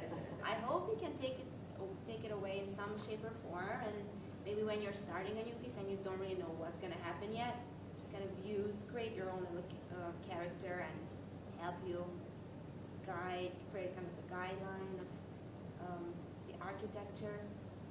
Thank you for being so open to it, to explore today. All right. Yeah. Did you guys feel like it made you play the piece differently? Yeah. Yeah. Wow. Very cool. Awesome. Love that. It was fun. Nice. Well, we got a little break here. I think we do have one more workshop coming, 11, I think. Are you doing a so- workshop? No. Sierra. Oh, okay. I'm doing a songwriting workshop. Yeah. We'll take a short little break here. And I found the full score if you want to look at. Can you send that to us? Is that a PDF? Yeah. Can you send it to us? I have myself. It's probably in public domain. That's all right. Yeah, I mean, I mean, it it's might in not. public domain, Yeah. but it's also in the presentation I sent you guys. There's a link to it, which is my Drive link, but this one, of course, is easier to access. Here's one questionable one. I saw it. In my version, Yeah. I blanked it out, Okay. but that's okay. So that's the link. Use Alexa's link. So how hard is music? Good questionable. Yeah. Oh, it's pretty hard. Yes, it's challenging. It's a lot of awkwardness. It's not really pianistic very much. Yeah, but in a different time. Oh my goodness. Interesting. Some of the ideas still stand. Thought something else was funny 70 years ago. 80 years ago. It's not the black out version I selected.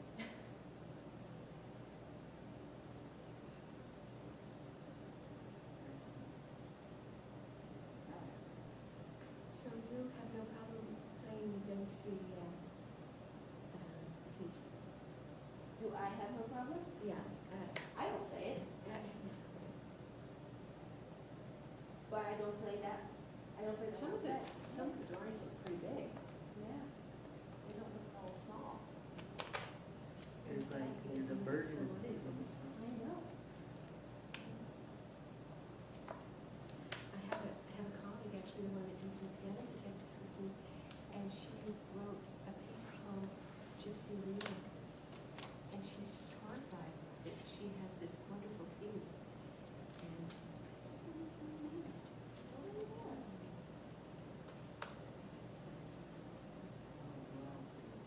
The questionable version of my comments. It is? Maybe I played the wrong one. Never mind. It's not like it's an access by a great deal of people. I'll just re-upload it.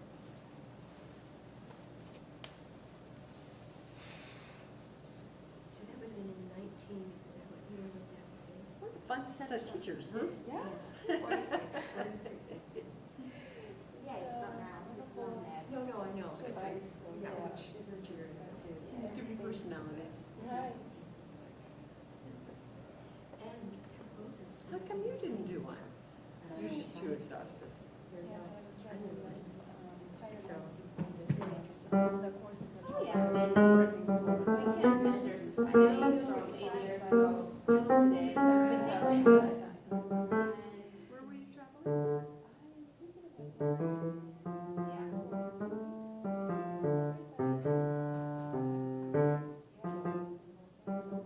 Groove it. That's fun. That's fun. Groove it. We have to rehearse, don't we? Yeah. Yeah.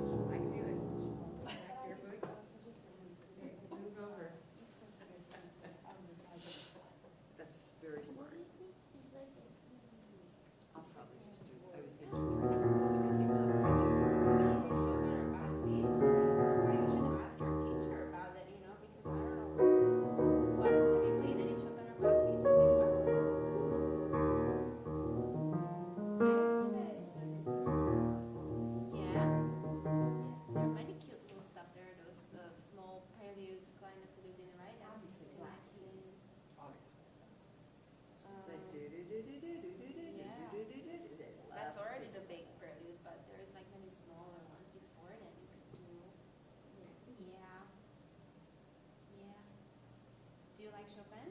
Yeah. You do? Yeah. That's awesome. On the saxophone, I studied doing the. You did? Yeah, but I Which can't one? actually reach the end of Hmm. it. I don't. I can't imagine a nocturne on saxophone. It's. I could try to sing that. Hmm.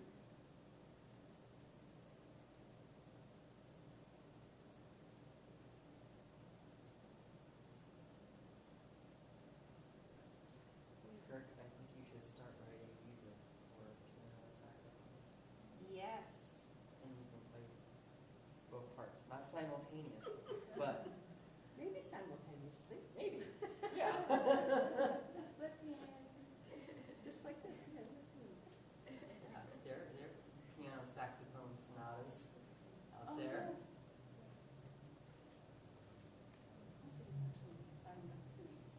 Oh, okay. We have to, version.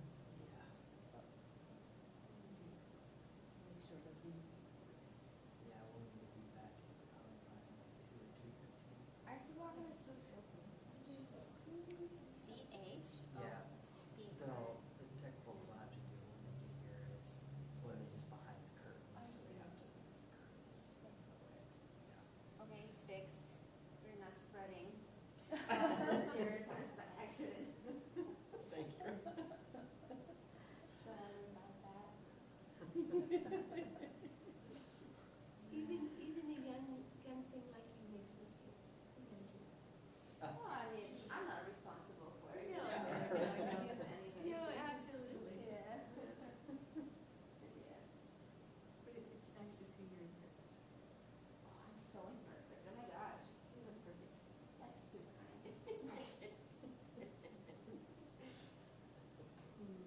Well, your organization that was fantastic. Oh my gosh, stop it. What are we talking about now that she did so well? What did you say? Formative creation. Oh, yeah. Oh, my God. I know. I'm thinking, are you a composer in secret? Is it gonna come out in Oh, your too later funny. years? When you're tired of playing piano, you say, you might be all right. I play piano now. My practice is too much work. I think that'd be good. That's Two so lions, easy. you love lions. 50 lions, you love lions. That was the best. That was the best statement of all time. Forget your wife. Which lion am I going for now?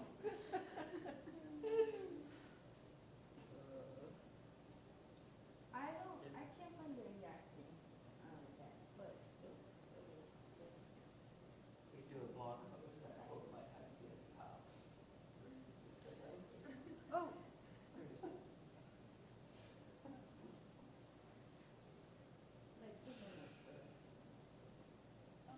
I do. wow, you play this on the sax? I couldn't finish it, but. That's so interesting. Isn't it? It's just the same melody. Wow. What a different kind, it was very classical, not jazzy at all. Yeah. Did you like playing it? Yeah. Yeah, it's kind of interesting, isn't it? Yeah. It's a beautiful melody. But I would never put it to the saxophone. There's never in my wildest dreams would I hear that in the voice of a saxophone.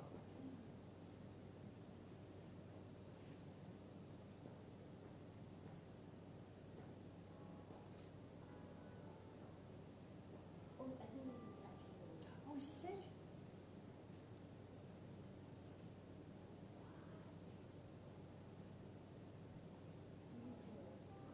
Here it comes, here it comes.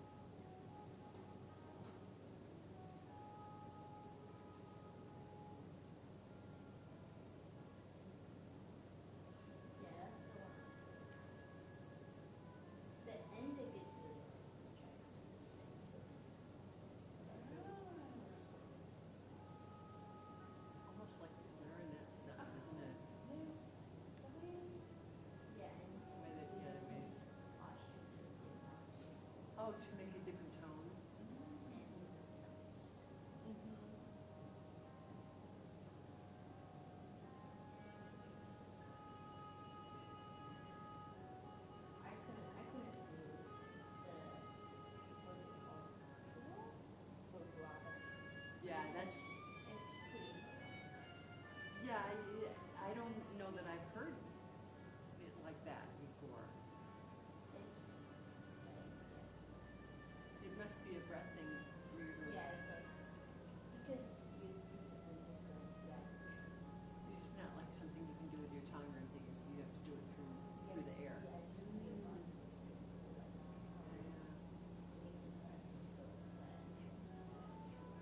Yeah.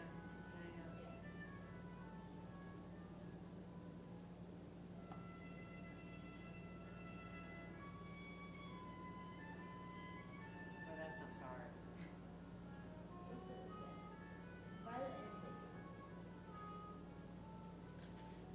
Well, that's a very big change in tone. He goes from very feathery to full. That's cool. Yeah. Oh. And my saxophone is really good. Really? Yeah. His name is Will. He's not really good. What is it about him that makes you think he's a good teacher? Well, I think, well, I mean, gifts are good at cards, so that's. Yeah, that's a big one. Yeah, that's a big one. And respect a lot of me. And also, he's very good. Yeah. Does he do a lot of demonstration for you? Yeah. So he's always got his out in order to work. Well, but yeah, so on the side. And he used to be, even though, even after he was successful, and he retired, it's like the, Is saxophone the only thing he plays, or does he? no, he plays like the there. And, but he mainly started out on the jazz. And, Yeah. Well, it's nice to have a jazz teacher, yeah. because saxophone obviously is primarily a jazz instrument. Yeah, but then he was also professional. Yeah. Good morning. Good morning, everyone. It's very chill this morning. It is very Yeah, chill yeah. this morning. We I have see that. a lot of people online though. Yeah. Oh, really? Yeah. Oh, that's There were exciting. 40 last 40 people who signed in last. Really? Yeah. That's so cool. Yeah. Wow. And you figure it's 40 households, it's not just 40 people, you know? So, Wow, that's great. yeah, isn't that crazy?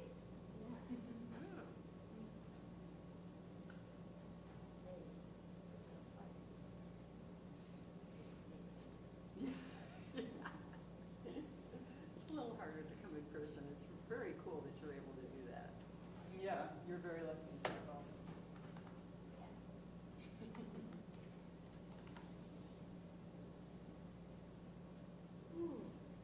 Do we have internet in the building? And if not, that's totally fine because I can use this. The password is 35 college. I'll try it and we'll see. A very nice cut. Shaw's best.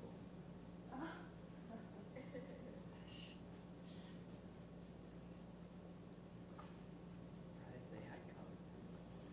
Yeah, all sorts of stuff. I also bought paper which I wrote in at home. All right. Should we wait a little bit or should we get right into it? Let's get right. Amazing. Cool. What? You don't have to take a photograph of everything. Okay. Okay. Sounds good. I love your t-shirt. Oh, thank you. Thank you. I really like it too. I found it in where did I find it? In Flagstaff, where my sister lives, and I was like, It's very fun. I need to get this.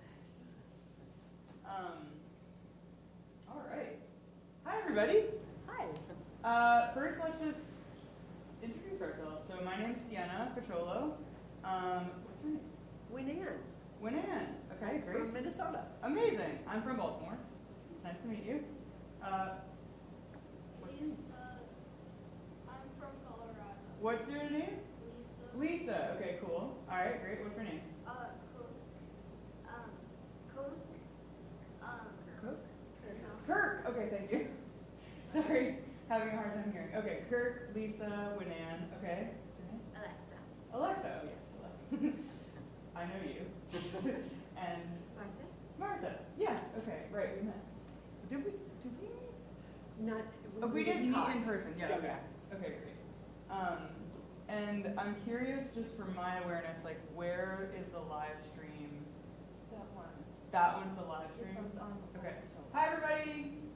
I'm sorry I can't talk to you, but thanks for joining. Appreciate you.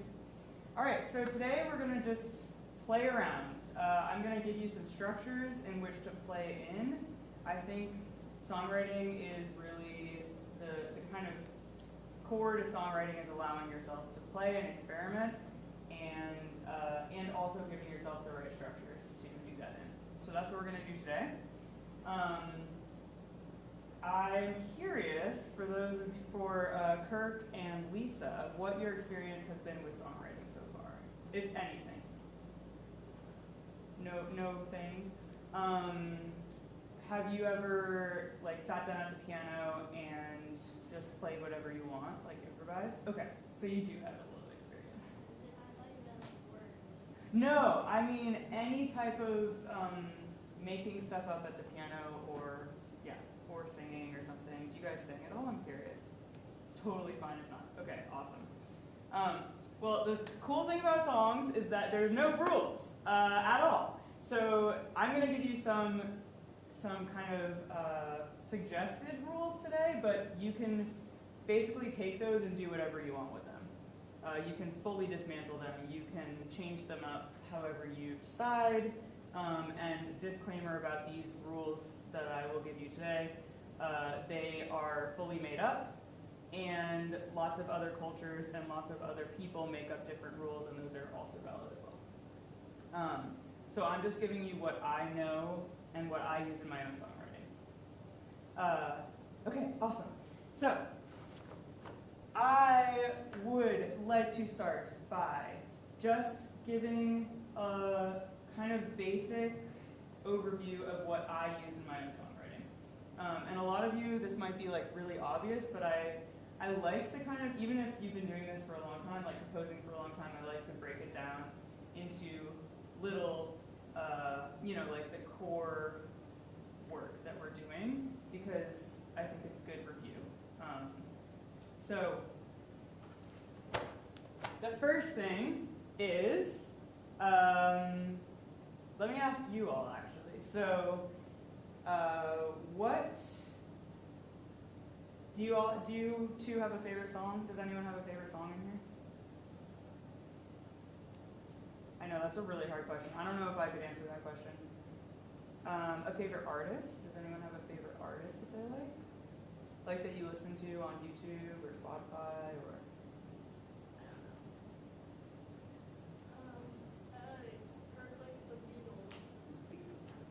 Okay, great. So, Beatles. Do you know this song? When I find myself in times of trouble, Mother Mary comes to me, speaking words of wisdom, let it be. You know that song? I played the chords a little wrong, but you get the idea. Okay, so what are the elements that are in this song? There's 2, 3, 4, 1, 2, 3, 4. What's that called? Like that pulse that we're hearing. The beat. Yeah, the beat. The beat, the feel, you could call it. The time signature, you might call it if you're a classical pianist. So this particular song is 1, 2, 3, 4, 1, 2, 3, 4. Does anyone know what time signature that is? Where you got to 4? Boom! Good job. 4/4. Yeah. Awesome. So that is the first. For me, that's the first thing I'm thinking about is what is the feel of the song going to be? Do I want it to feel like walking? Do I want it to feel like skipping? Do I want it to feel like sad and slow? Do I want it to feel happy and excited? That's kind of like the first element of a song that I'm going to be thinking about. So taking the same example, I'm gonna bring up the lyrics actually because, the chords, because I want to actually play this correctly. And it's great that you love the Beatles because this was actually one of my examples anyway. So you just fully knew what I was gonna do. Okay. Let's see. So.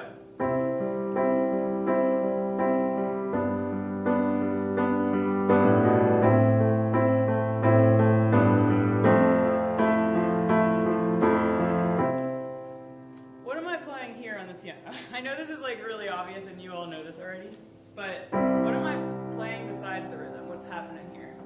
And anyone can answer. It doesn't have to be just the two at the back. Chord progression. Yeah, chord progression. I'm playing some harmonies. I'm playing multiple notes at once. So harmony and chords are the other thing I'm thinking about. That's the second thing I'm thinking about. So we're basically like taking a song, imagine a song is just like a big circle that's empty. We're just filling it in, we're putting some stuff in it, we're figuring out what the structure of the song is.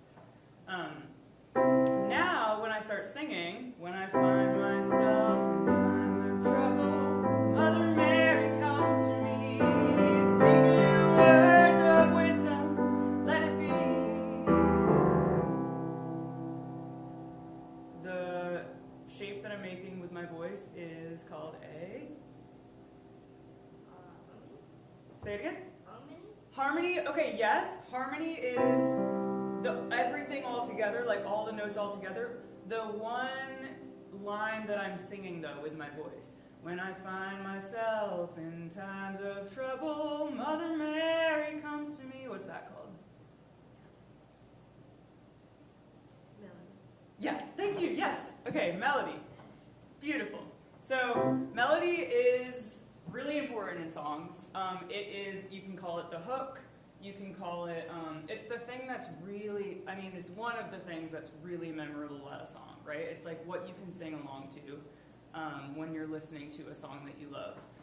And also in classical music, of course, melody is really important. I wish I knew classical music by heart. I don't, but I'm thinking of like Chopin preludes. Melody's super important in those. And also in like lieder, which are the kind of classical version of a song. So melody is something that is the next tool that I'm thinking about. Okay, so then now we're getting into the more esoteric stuff, right? We have the song structure. We have the things that are filling it in.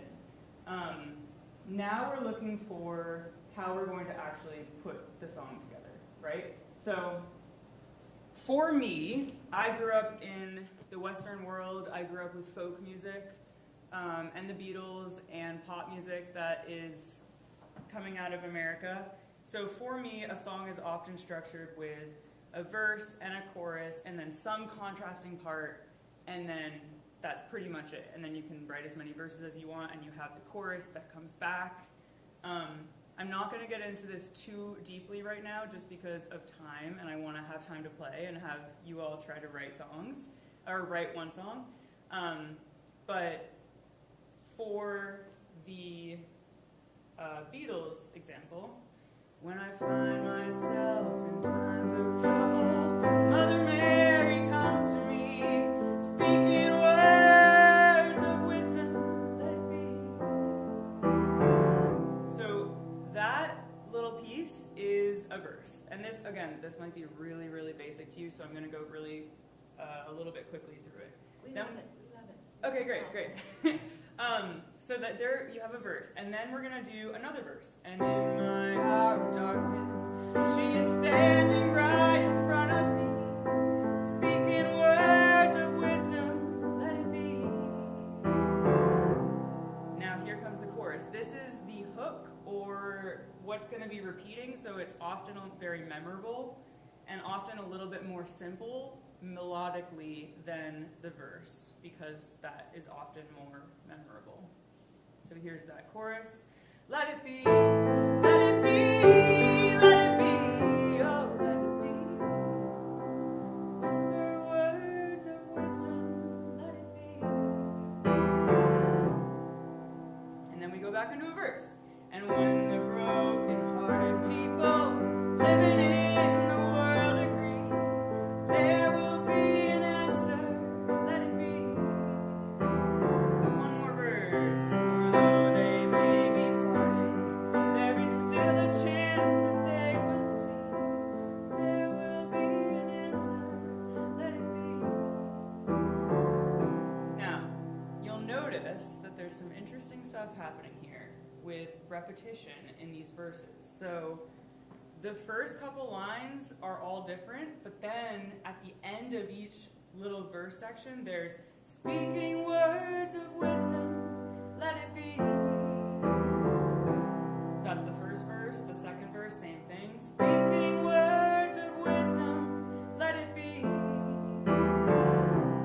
And then, third verse, there will be an answer, let it be.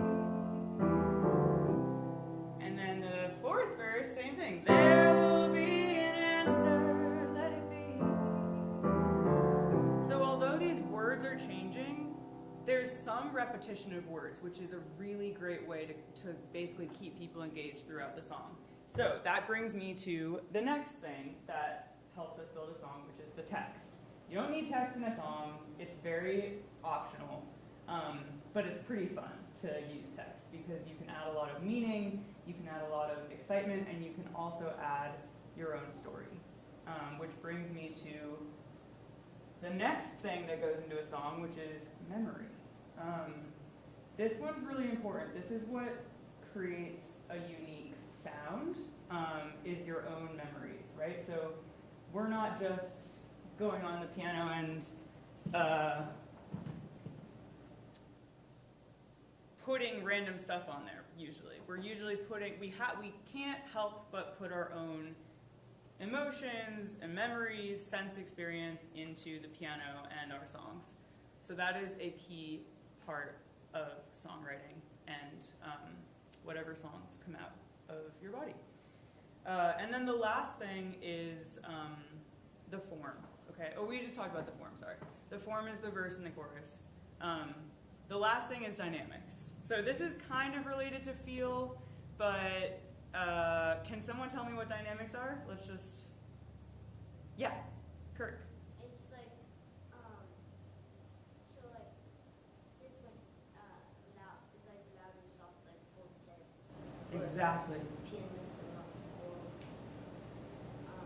yeah. Exactly, yeah. Forte, pianissimo, like all of these variations in loudness and also in tone that we can create on the piano and also with our voice. So let's see, good example of this. Do you all know Stick Season by Noah Kahn? Yeah, okay. You're like, yes, we are so sick of that song. I somehow have not gotten sick of it, which is crazy, but for example, like the dynamics in that song,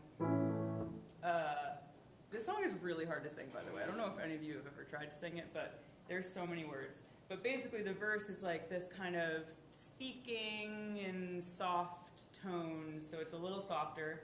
As you promised me that I was more than all the miles combined, you must have had yourself a change of heart like halfway through the drive, cause your voice trailed off exactly as you passed my exit sign.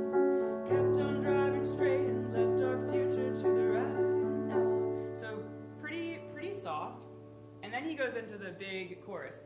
And I love her, Mom, but it's the season of the sticks, and I saw your mom, but she forgot that I existed, and it's half my fault, but I just like to play the victim, I'll drink. So it's like you have the soft verse and then the big chorus, and that really creates the energy of the song and like provides momentum for the song. And again, it makes it memorable, right? Like if you have these dynamic ranges, the audience or whoever's listening, even if it's just you, has something to grab onto and hold onto and feel about the song. Okay, let's get into, so that's all the tools that I'm using. And of course there's infinite tools. These are just the ones that I feel are very important. We got rhythm and feel, melody, lyrics and text, the form of the song, harmony, memory, and dynamics. Yes? I'm wondering because melody is such a key, right? Key Indeed. aspect of this. Yes. Melodies are very difficult to create something memorable. That is Any true. tips for us for how do you create a good memorable melody? Oh, this is such a good question. Oh my gosh, when I was in college, I wanted to write a whole thing about like how does like what makes a good melody, and my professor was like, no, you can't. You can't write that. It doesn't exist. Like there's no rules. But I will tell you how I like to think about writing melodies. So we're all aware, right? There are scales on the piano. There are scales that make up our Western musical language, right? And again, this is one musical language that we have learned.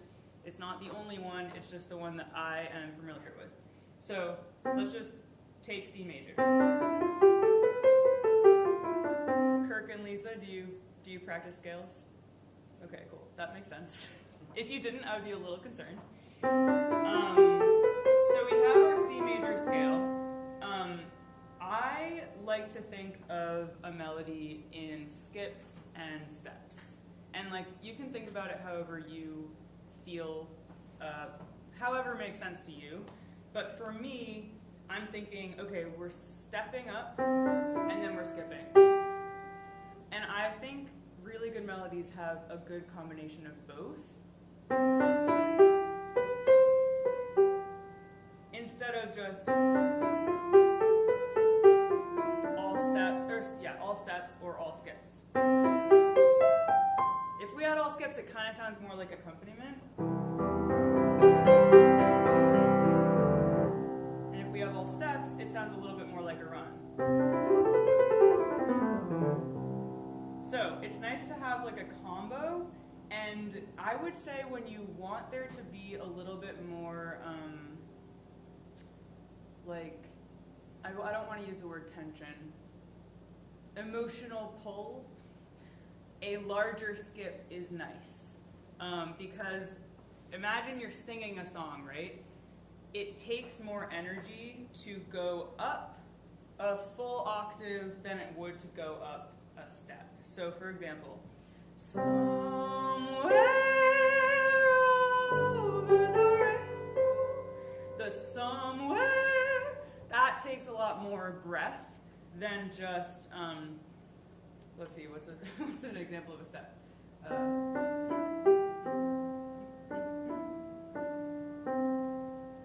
I mean, all I can think of right now is Mary Had a Little Lamb, which is crazy. But Do it, dear. yeah, perfect, yeah. Do a dear female deer. That's a great example. Because that has this step, and then it has this really small skip versus somewhere over the rainbow has that big octave at the very beginning. Both are great melodies is the thing. I'm just saying, if you want there to be more emotional pull somewhere, you can add a larger skip. This is a really good question, actually. And then I would also say, like, using the scale and adding blue notes can make a really good melody. So using, obviously, like the notes that you have in the scale, but then adding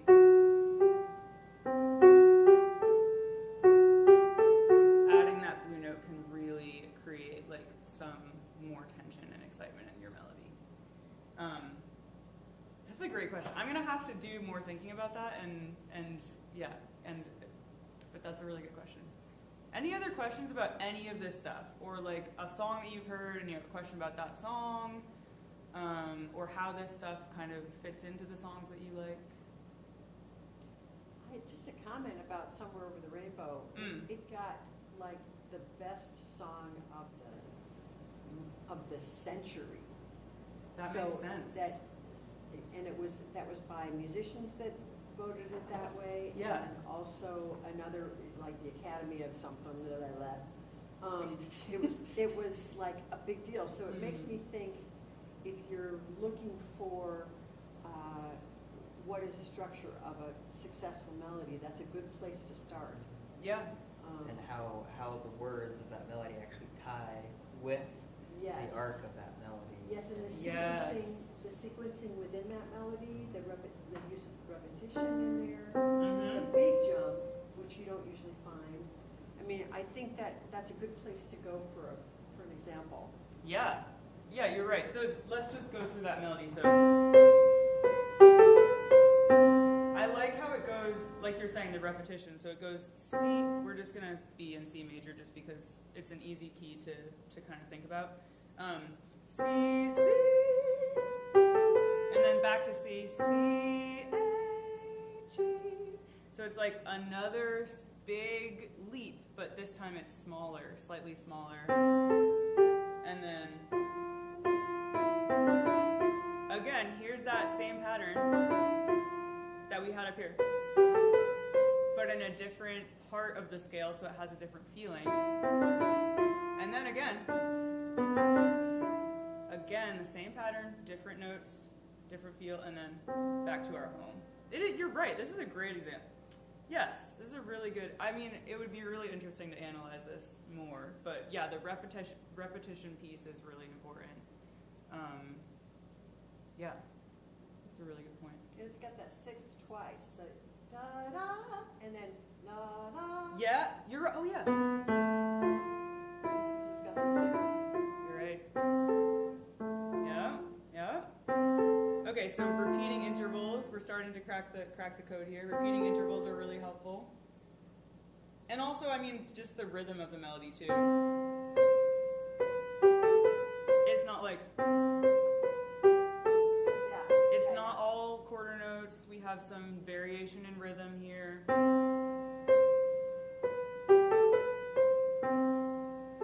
We have a sufficient amount of like long held notes, right, instead of just like, I don't know, that's not really, well, yeah, it would be like that's not very interesting. I mean, it's kind of cool. It's kind of cool. You could like, you could just like a whole other thing at that point, but it doesn't have that same draw. So that's, yes, very interesting. So the singability of it, with those longer notes, also how it fits the human voice is also a factor, I would imagine. Completely, yeah, and that's really important for songs. And often it just happens naturally when I'm writing a song, so I don't think about it. But it does create a more compelling song if you have those places where you can really sing out, like somewhere you can let it sing. Oh. It's nice to have those places, and it creates a lot of like, I don't know, room for expression. Yeah, so that's a really good point. Any other thoughts about this? It's very interesting. It's one of the hardest songs to sing. So, you know, when I have people audition for, I conduct a choir. Yeah. And they always want to audition with that, and it takes about 15 minutes to find out which octave it's going to work. But yes, because not everybody's voice is in the same range, you know. And okay, you can get the high note, but then you can't get the low notes underneath it. Anyway, so it's such a fabulous song. And such a memorable song and a word-winning song. It is a hard song to sing. So. Yeah, no, that's a really good point. I mean, that's a good point. It's like a lot of pop. That's not true. That's not true. Let me rephrase. It might have been true. What were you gonna say? I was gonna say a lot of pop music can often be like within a smaller range. Yes, that's true. This is okay. This is like musical theater, kind of more of a song, so it's gonna be like a little bit harder to sing. And you're right, it is quite challenging to sing. I avoid singing it usually because I don't really want to do that. But that's a really good point. I think the trick is for those of us who don't sing is still having melodies like that come out on the piano. In a singing way, which Martha Hillman is certainly one expert. That's really helpful. Yeah. Yeah, I mean, we always are thinking about the human voice, even if we're just playing, right? Like we're always thinking, like, okay, this is a big leap. Maybe we can do some rubato here.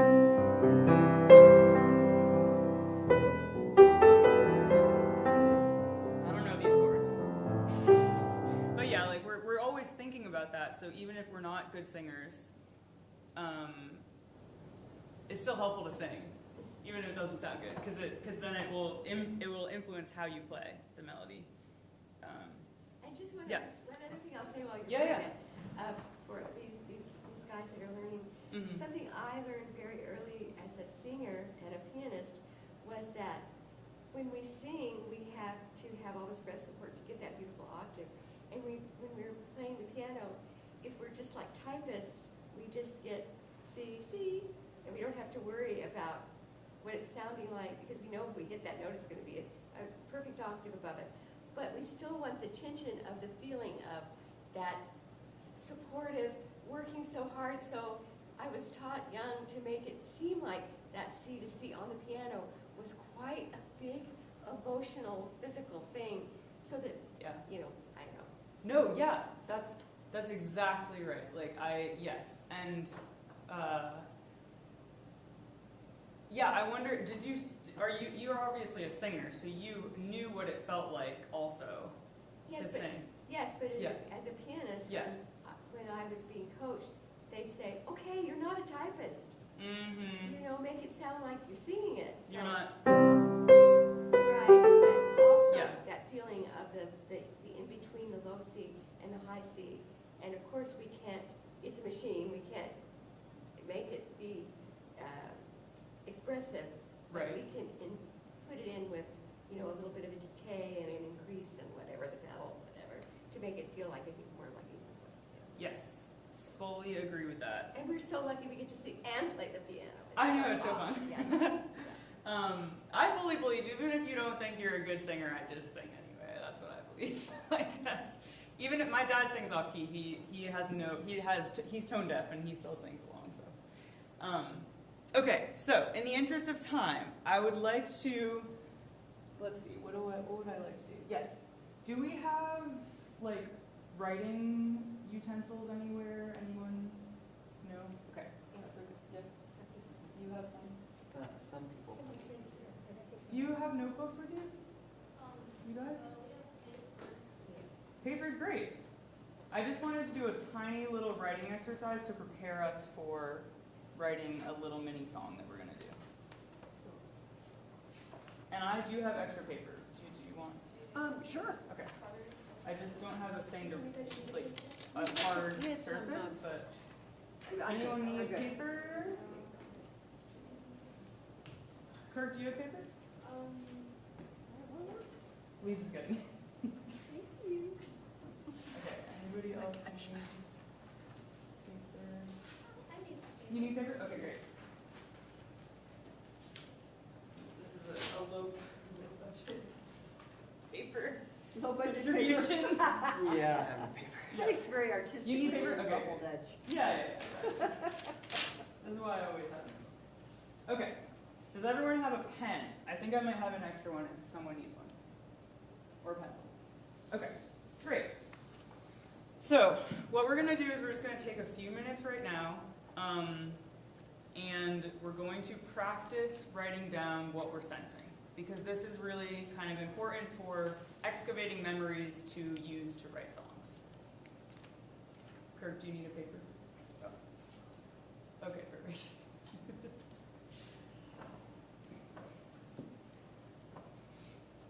I'm going to wait till just a minute.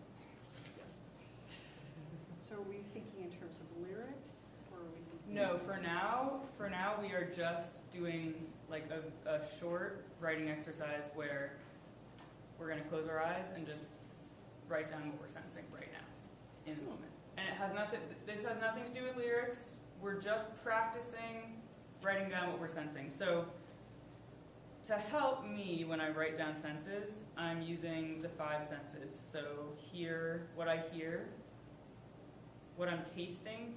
We might not be tasting anything right now. That's okay. What I'm seeing.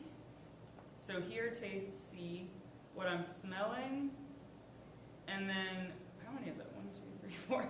And then just what I'm feeling, like what I'm sensing on my skin. So maybe the piano bench under me and the floor under my feet. Smelling, yeah. And feeling is the other one. I mean, that's kind of vague, but that's okay. So those are the 5 senses that we're trying to sense. I'm going to give you about 30 seconds to close your eyes and just see what you're sensing, and then we're going to write for like 30 seconds. Here we go. Close your eyes.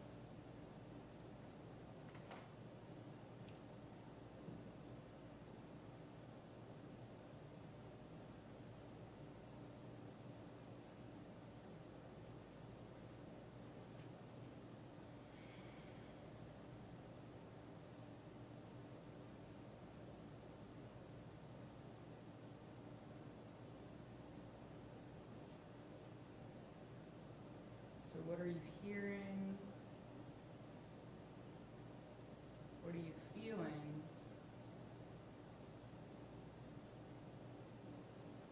Can you smell anything?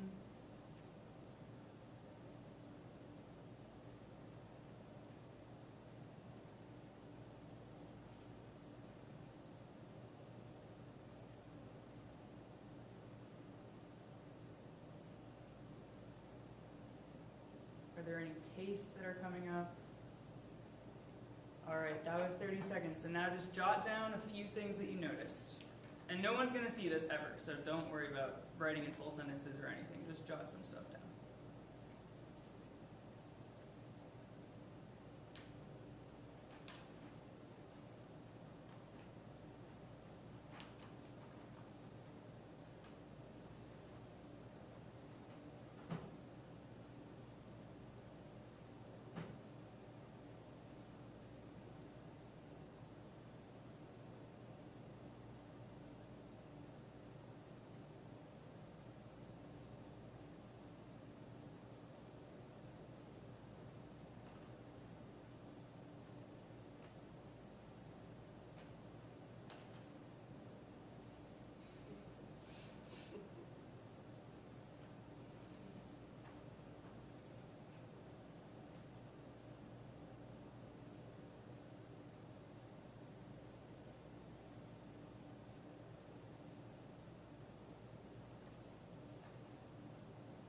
And see if you can get one of all the 5 senses, like each one thing that you're experiencing for each of the 5 senses.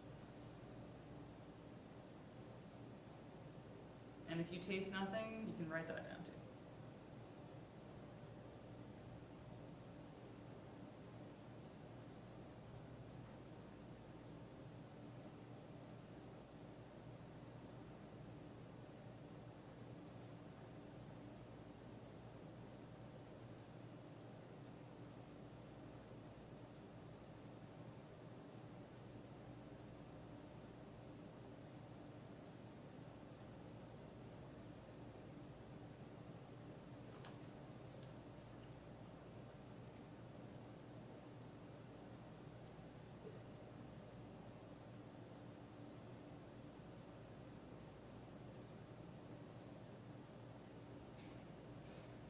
Okay, wrap up whatever you're writing. Now we're going to do one more writing exercise, and this one is going to help us build our lyrics or a text for our song. So now I want you to think of one time at any point in your life, it could have been yesterday, it could have been this morning, it could be now, where you felt something really strong, like a really strong emotion, or you experienced something really surprising, or something happened where it threw you off for a second, just anything where you experienced something strong and more intense than regular life, and write down what you were hearing, tasting, seeing, smelling, and feeling at that point. Okay? And you'll get a little bit more time for this because I know it might take a bit to think of a time. And it could just be you getting ready this morning. It doesn't have to be something strong. So really any memory that you have, we're going to choose one and write the senses.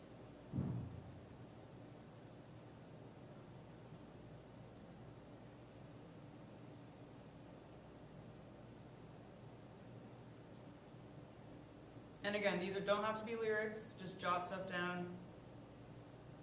Doesn't have to sound good or be anything specific.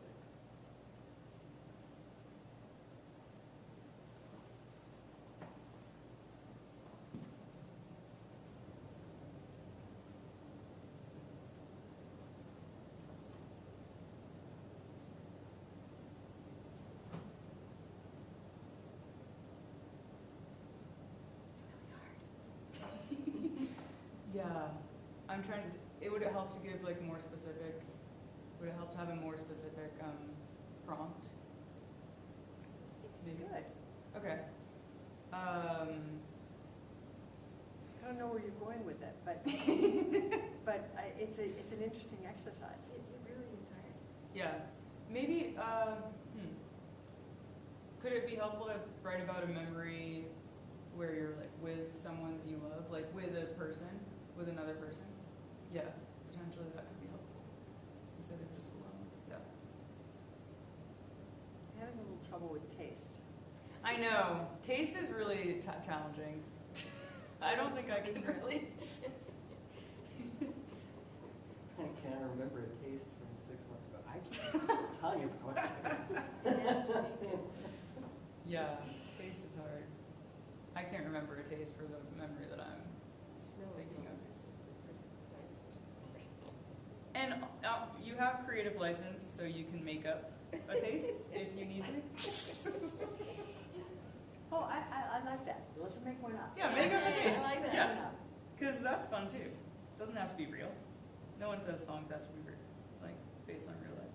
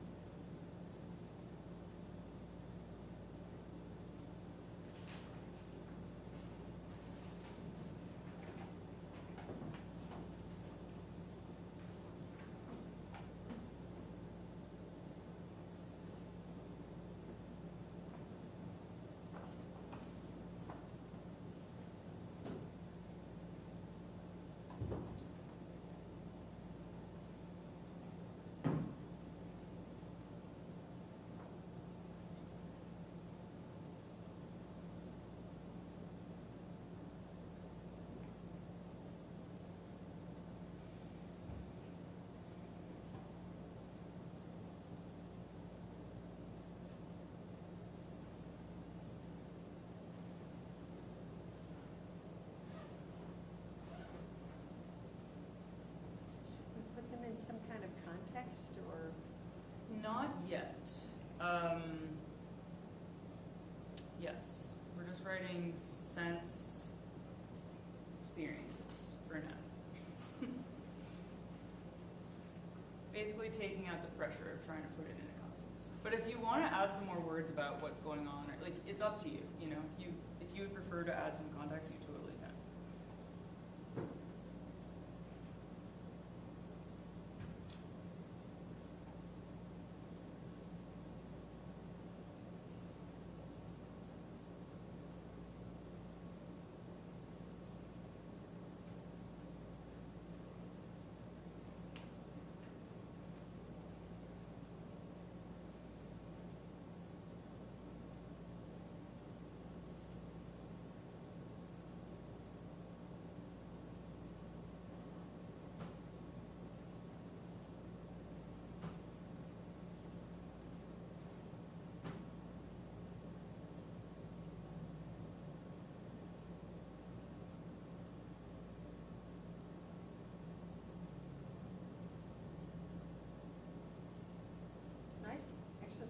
back a memory. Right? It's kind of fun. I mean, once you choose a memory, it's pretty fun to write about it, yeah.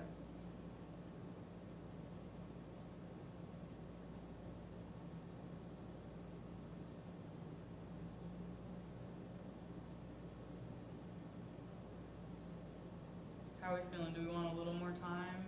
Or are we feeling good? Okay, cool. Okay, so now we're gonna use the tools that we've been talking about. And we're going to try to, I know we don't have like a huge amount of time. We're gonna just make a very mini song, okay? So I'm going to give you because we don't have a lot of time, I'm going to give you a chord structure, we'll decide on the time signature together and the key together. And then you're going to write a 2-line verse and a 2-line chorus, or even a 1-line chorus, but 2-line verse and then 1 to 2 lines of chorus. Does not need to rhyme.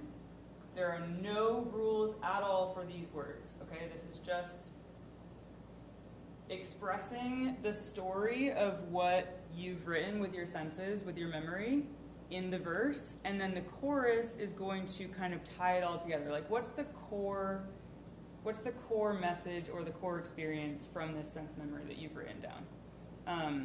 So the verse is going to set up the storyline a little bit, like, here's what was happening, here's what I was feeling, this is what I was tasting. And you're going to give a couple images maybe of what you were seeing, or images to help people understand like what you were sensing in that moment. And then the chorus is going to bring it all together, like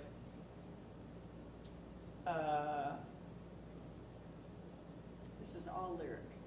This is all lyric. We're just doing lyrics right now. Yeah. And then we'll bring it to the piano after.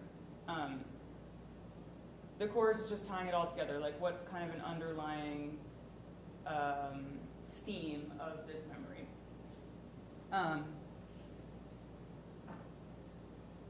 You do not have to share these with the group, okay? This is just for you to experience trying to write this, okay?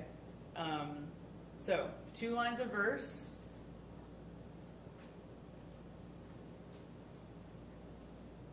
And then 1 line of chorus. Who has a key that they like? Anyone? Do you guys have keys that you like? Key signature? A? Okay, great. Okay, we're in A. Major or minor? Oh yeah, major or minor? Ooh, okay, I like it. Very different. Okay, our songs just changed a lot, everybody. Okay, so A minor. I'm gonna do the classic, let's see, what am I gonna do?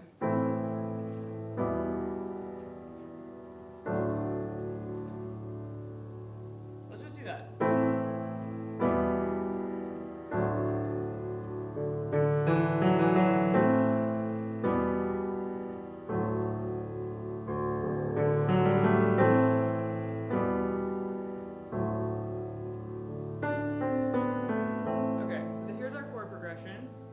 It's in 4, 1, 2, 3, 4, 1, 2, 3, 4, 1, 2, 3, 4. Oh, I just changed it, wait. Okay, which one do we like better? Lisa, I'm gonna have you pick. So this is option 1.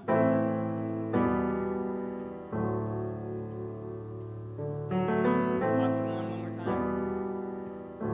Versus option 2.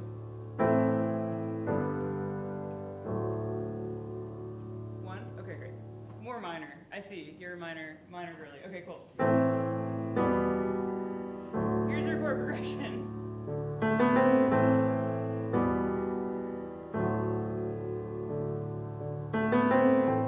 I'm just gonna play this a few times, just kind of sporadically, while you write. And again, you don't have to have a melody yet. You're just writing lyrics.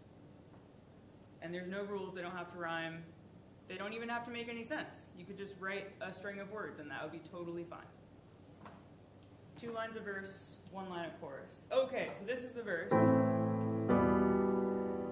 Now we need a chorus.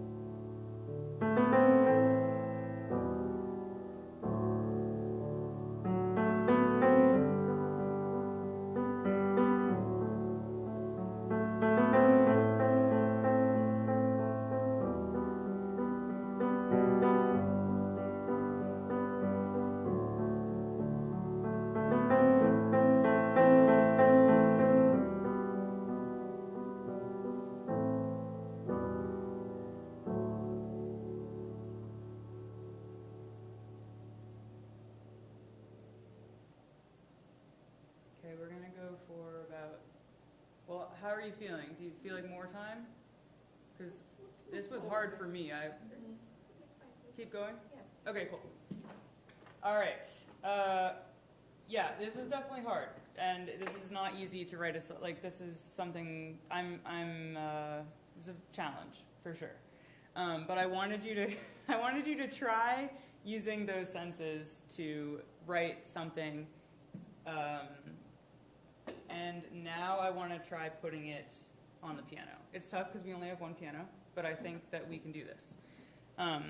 So the first thing I wanted to show you all, or do I want to show? Let's see.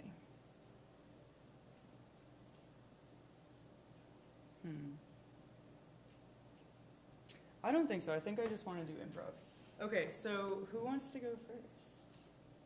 Yeah, that's a hard question.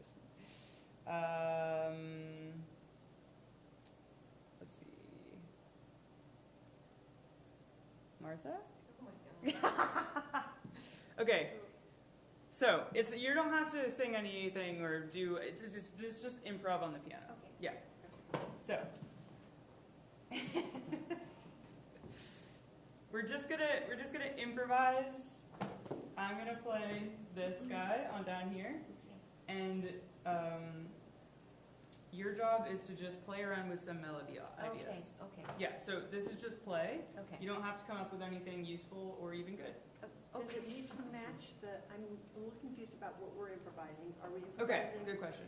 on the lyrics that we've written? Is that what we're trying to do? We're trying to basically, in a group setting, which is hard, I know, but we're trying to basically, you're going to improvise some melody ideas that could work with your lyrics. Okay. Yeah. Never to be spoken aloud. No, yeah. You don't have to share the lyrics with anyone. Okay, cool, never mind. Well, say it again. I was just curious if Martha was happy to share her words. Oh. But no, I could. you don't have to. You have to turn off all the tapes. Right. Not Just recorded. your words. See, that's the thing with songwriting. It's like it's very personal. Yeah. Whoa. But just kind of play around with some Okay. ideas up here. Okay. Okay, and All right. I'll just play this a couple times. So 1, 2, 3, 4.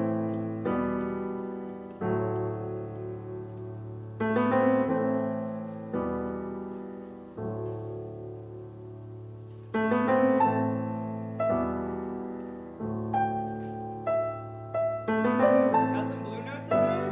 I like that.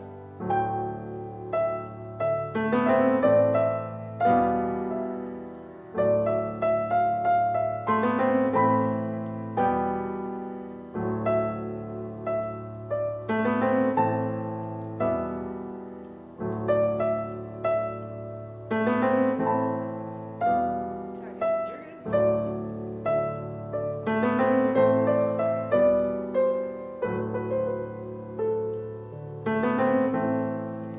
Yeah, let's do chorus. Okay, here we go. Okay, Chorus. let me find my chorus. Yep. Okay. Let me find my chorus here. Yeah. Okay. Okay. All right, I'm ready to go. 1, 2, 3, 4.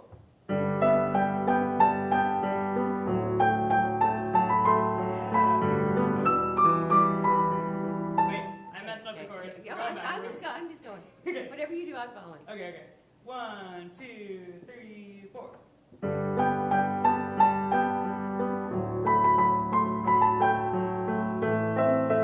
Beautiful.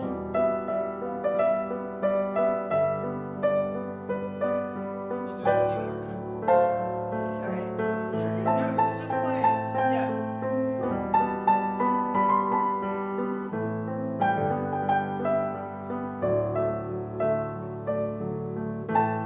Let's do it a couple more times just so you can play around. I keep.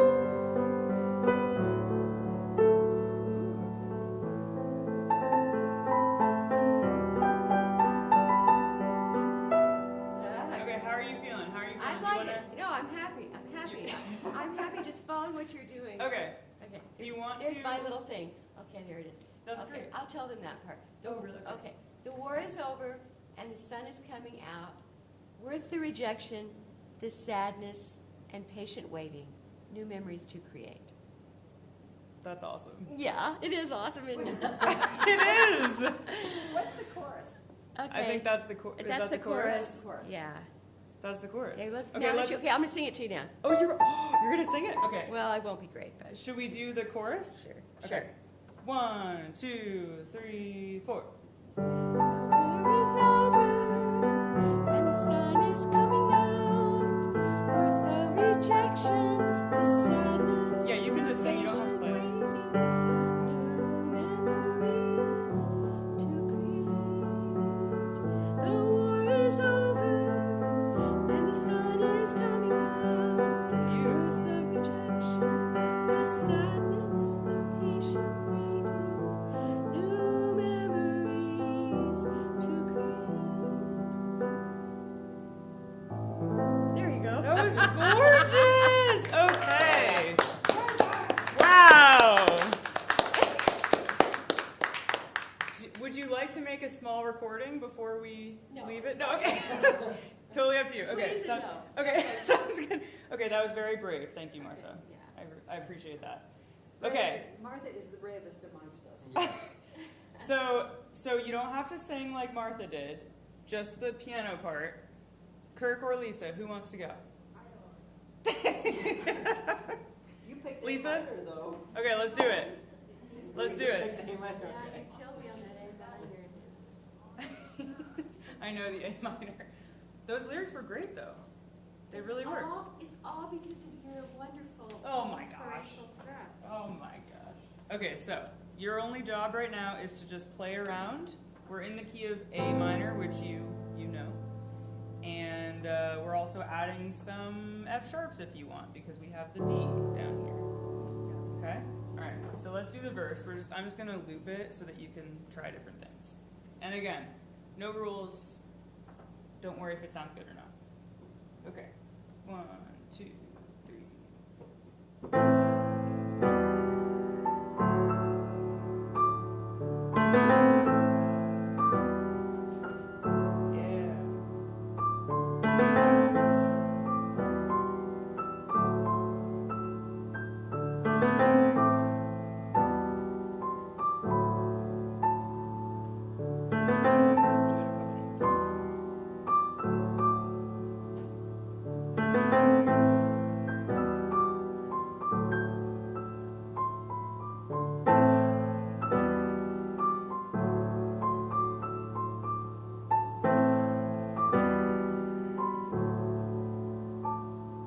Yeah, okay, one more time.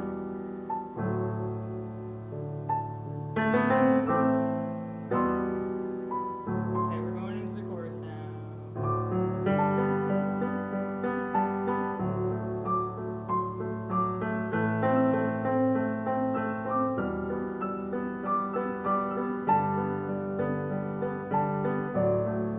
Beautiful.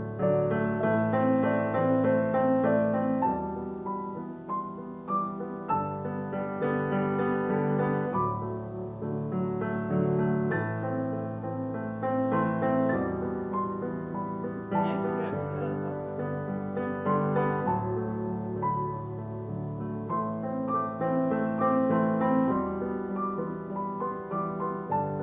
Let's do it one more time.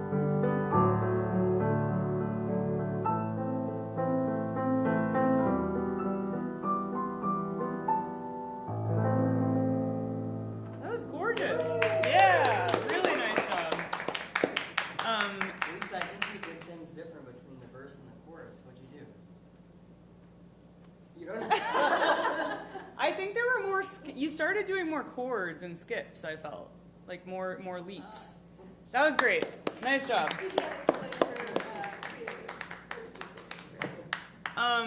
Did you want to not sing, but did you want to just play around with your lyrics up here? No. Okay. You didn't have to sing them, but okay. I know it's hard with a group, but we're doing it. We're doing it. Does anyone else want to try any improv? It's okay if no. Okay. So everyone's like, please no, please don't make us. Okay. This would be fun in a situation where you have multiple keyboards. Exactly. I know. It's tough. It's tough to do songwriting when you when you don't have your own keyboard and everybody's around you. That's like really hard. Okay, so I guess I have one more question. Does anyone want to share their lyrics and I can improvise a song with them? And that's okay, and it's okay if you don't want to, because I told you didn't have to share them, and that's... I can do that. You can do that? Okay, cool. My problem is that I'm looking at the lyrics and thinking they're missing rhythm. So That's okay. So that would be workshopped if you could sit down at the piano and, figure it out on your own. Yeah. So it's about going to an ancient forest for the first time.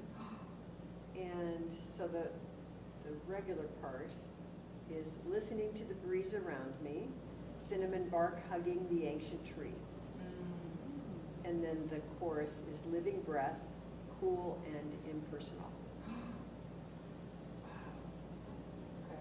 It's really, so I don't know where I'd take that with the song. Can I have the paper? Sure. Okay, cool. I It's down think that there's more rhythm in here than you might think. Okay, listening to the breeze around me. So, like we were talking about earlier with melody writing, we're going to kind of use the melody to enhance the meaning of the line, right? So listening to the breeze around me, I feel like listening is a good word to kind of use with stepwise melody motion. So listening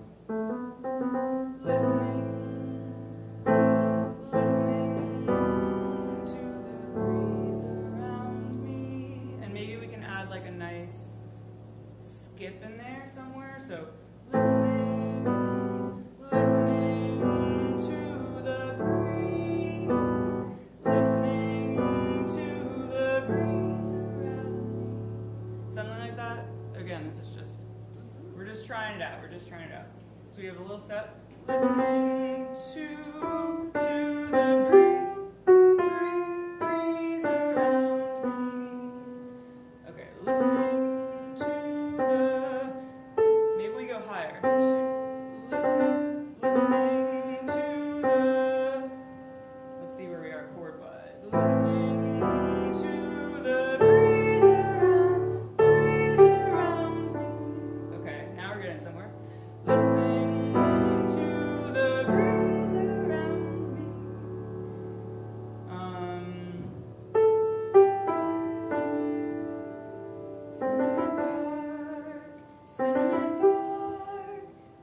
Cinnamon bark hugging. That one's tough because I see what you're saying. Like there's a lot of syllables in there.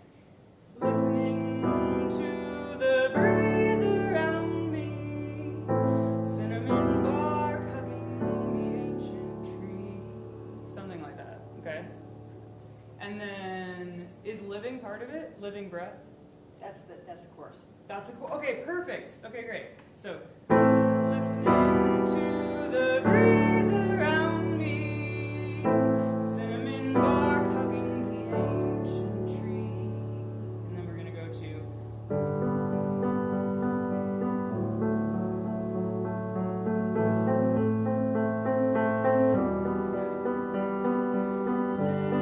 living breath. Okay. Living breath, cool and impersonal. Living breath, cool and impersonal. Yeah, I'm not sure what to do with impersonal, but I really like it because it's fun to do a little run with, right? Like, cool and impersonal, something like that. I'm trying to mess you up. Yeah, it's perfect. So we have a little skip, living breath, and I'm just following the chords here. So I'm doing D, G, which is in the chord G, and then going up to A, because that's in the chord D. So we got living breath, and then maybe we go up to cool and impersonal. There it is. That's better. That's it. Okay, so again, just following the chords. So we have A go higher to give it a little bit more like shape. Cool and then back down. Personal. Okay, so the whole thing goes like this, if I can remember it. Listening to the breeze around me, cinnamon bark hugging the ancient tree.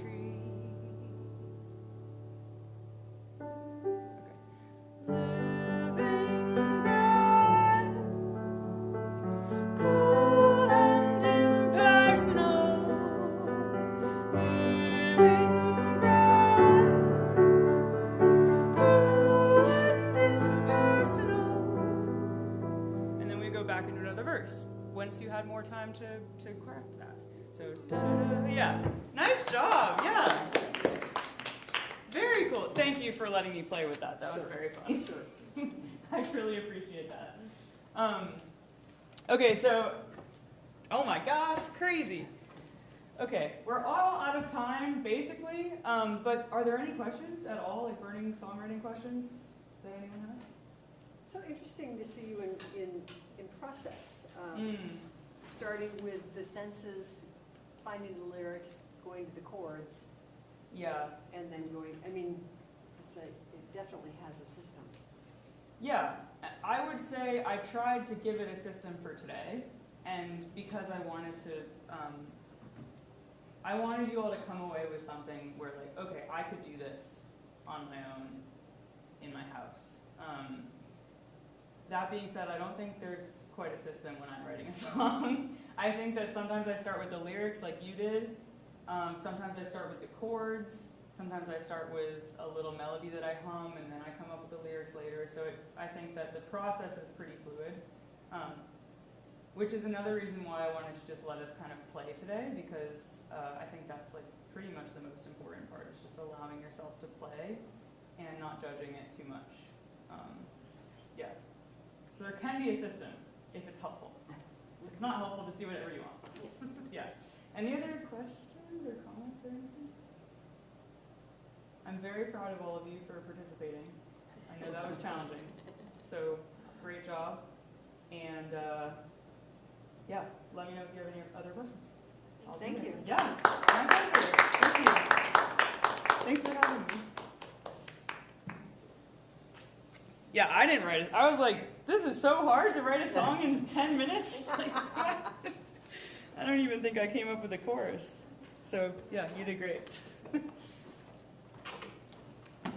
Okay. We're back here at 3. Yes, so lunchtime and break time now. For our rehearsal. Hi, Martin. Hello. The lunch guy. Do you all want to rehearse now or at like 2? It's up to you. What do you want to do?